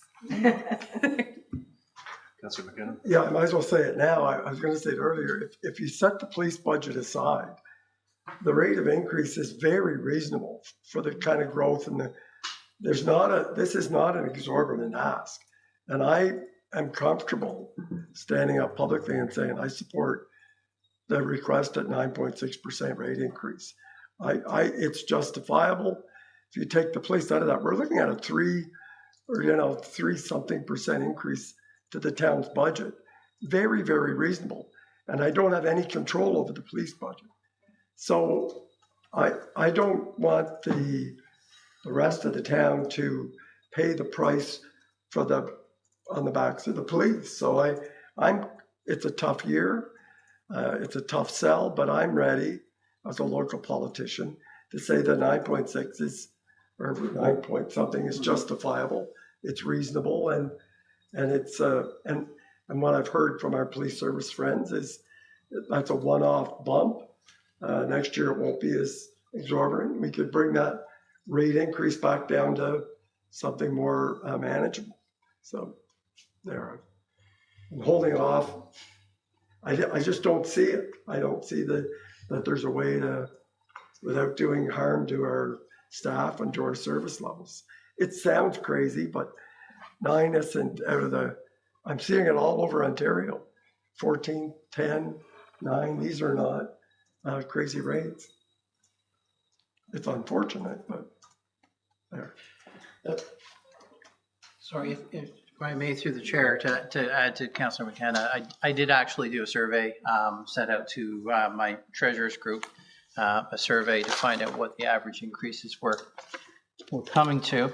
And it ranged, I had 21 respondents that ranged from about 4% to 51% levy increase. So when you average them out, it was about 9%. However, the 51 obviously is an outlier. So when you remove the outlier, it comes in more like about 7.5% is what the average increase is from the 20 respondents, 21 respondents, but I pulled the one out. So it was interesting. I actually forgot to bring that piece of paper up with me. But that just reminded me, triggered my memory. So moving on. I'm going to kind of combine a couple here. Bylaw has an increase of one body, and fire with an increase of a half FTE. That's moving a part-time dispatch position up to full-time, and I know the chief wanted to speak to that briefly, those two items. Thank you. Well, I'm going to try not to repeat what you've listened to for the last hour with regards to the needs and the wants. What I can tell you is, with bylaw, we've got a full-time staff that has had just a year in the position. We've got a second staff member who's on a contract till the end of the year in a learning position. Both of them outstanding individuals. The work that they're doing is outstanding. The amount of work that they're doing is also outstanding. They're continuously getting calls, the increases in property standards, the increases in parking concerns, the increases in winter parking concerns, the animal control. I am going to tell you that I will use the same language that the police have used that seemed quite effective, is that we are nearing burnout. Neither one of the staff have the ability to take a look and review the policies. The department is also supporting backup for crossing guards. With the changes to the zoning bylaw that's pending or coming forward, it's going to have a huge impact on the enforcement of all the zoning bylaws. So every bylaw that the municipality has, it is required by the bylaw department to enforce that. In the last month, we've been to court 4 times. That's taken one of the bylaw officers out of the office for the portion of the morning or the afternoon. And in fact, our one bylaw officer who was on holidays actually had to zoom into the court from PEI. So there's no question as to the quantity of work. There's no question as to the quality of their work. As CEO Morris had indicated, I think a general review of the type of level services that we're providing should be conducted right across the board. Is this the level of service that this council and the residents of the town are expecting? as the level of expectation increases, we're struggling to match it. We're looking at a potential in the new year, should that come forward again. The backyard hen policy, that's an added increase. Some of the other policies that are changing, that's an added increase. And we can only take so much. The security, the bylaw, not on the same level as police, but certainly they go to places that aren't so pleasant to go to. And we've got two young girls going to these places to solve issues that have been long-standing within the community. So we've got concerns not only for their safety, we also have concerns with the quality and the amount of work that's being placed on them. I'm not going to badger and belittle and continue to talk about it because I think it's self-evident. We had a bylaw presentation a few months ago. It talked about the quantity of work that they're doing. And if we're to continue down this road with the quantity and the added increases, it can only be matched by increase in staff. We're looking at right now, we've got one person on during the day when it's snowing and one of the bylaw officers on at night to enforce the winter parking control. So it's a struggle to balance the needs and the expectations with the number of staff that we have. I'll stop there for bylaw. Question? And I do have to say, your bylaw officers always respond with a smile. They're wonderful to do that. But when you're saying that they get into situations, I know of one not very far from where I work, and it turned out to be not a good situation, really not good. And so they're going into things that we're not aware of always. Bad situation. So I hear exactly what you're saying, and it's just like everything else, the town is growing. Correct. Yes, Chief. I'm not seeing any other questions for you. So I'll jump into the half position for the fire position. We had proposed, once we had taken on a part-time dispatcher, last year's budget of transitioning that part-time position into a full-time position. The full-time complement frees up the firefighters that are on duty or firefighters that are on duty and make them available to respond to calls instead of sitting at the radio and dispatching. We've seen a significant increase in response times. We've also seen less overtime as the full-time firefighters aren't covering when someone's off when we had this part-time position.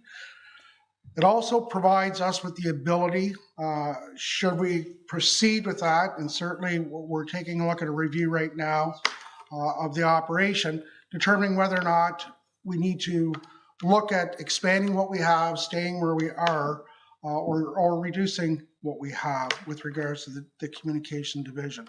But certainly there's no question that this position has saved money on the cutting down on the overtime, the covering of lieu time, covering of sick time, and it's also provided the 6 full-time firefighters from enjoying their vacation time, which was hampered during COVID and with a person off on short-term sickness. Questions related to the hiring or not hiring of the position? Is putting one full-time person in on dispatch, is that enough? Could you generate more income if you had another dispatch person there? Like, could you take on more contracts? I think, and I don't want to guess at it. Is there a potential to put forth a business case and business model for a communication? Absolutely. Is there enough business externally to support that business model? That's something that would have to be explored. There's no question that, at this point in time, we have not been soliciting anybody. The contracts that they currently have are unsolicited contracts. It's been, people contacting, municipalities contacting us. So I think we're in the beginning stages of the evaluation, and that evaluation will point us in the direction, whether or not it's going to be a viable situation to expand or to continue, without a doubt. How much money have we saved so far with the 0.5 FTE? With the overtime, like when, you know what I mean, you're talking those numbers, do we have a ballpark of what that equates to?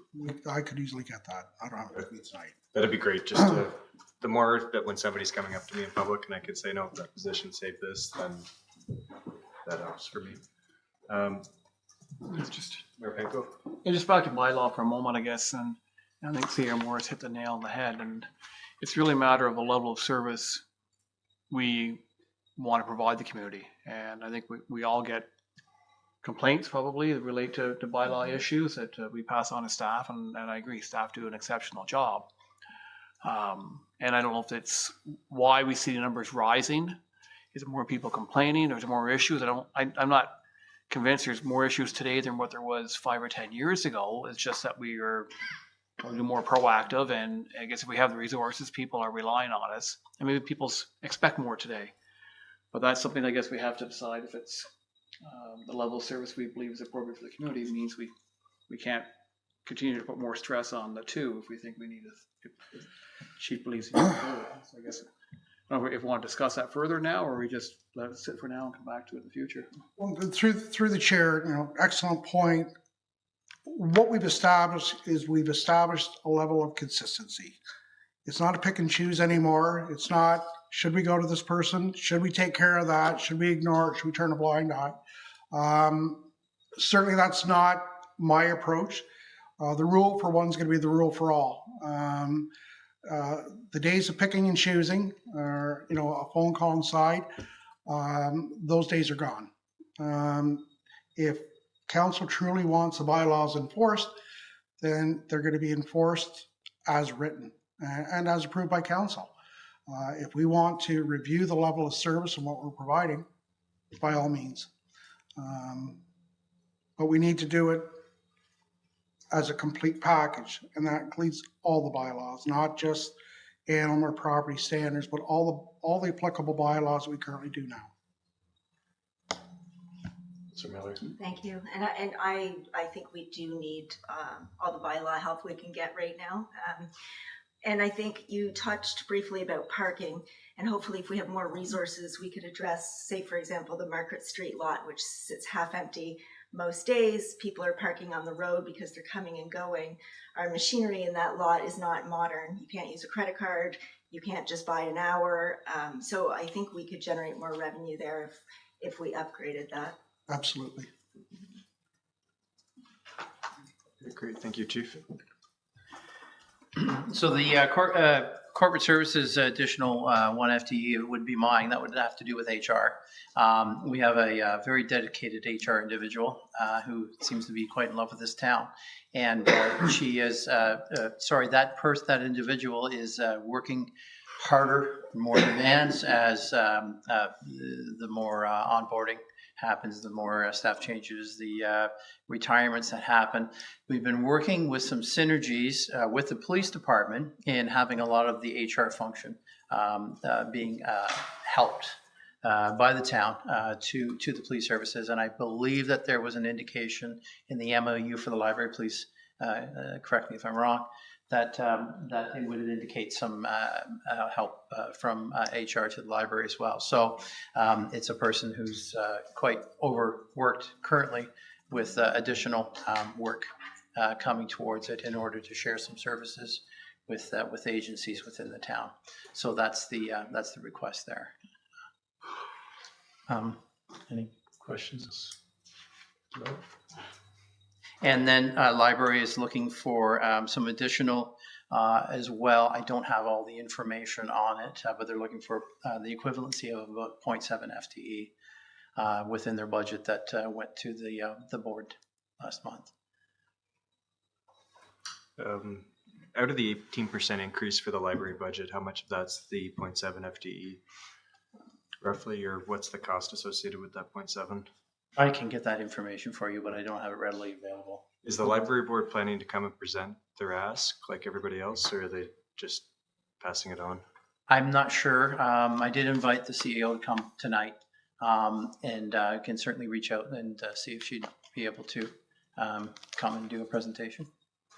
If that's what council would like, I'd be more than happy to arrange that. Okay, thank you. Next slide, please. It's now 9:04. We've got quite a few slides to go. I don't know, CEO Morris, what next week's looking like, or?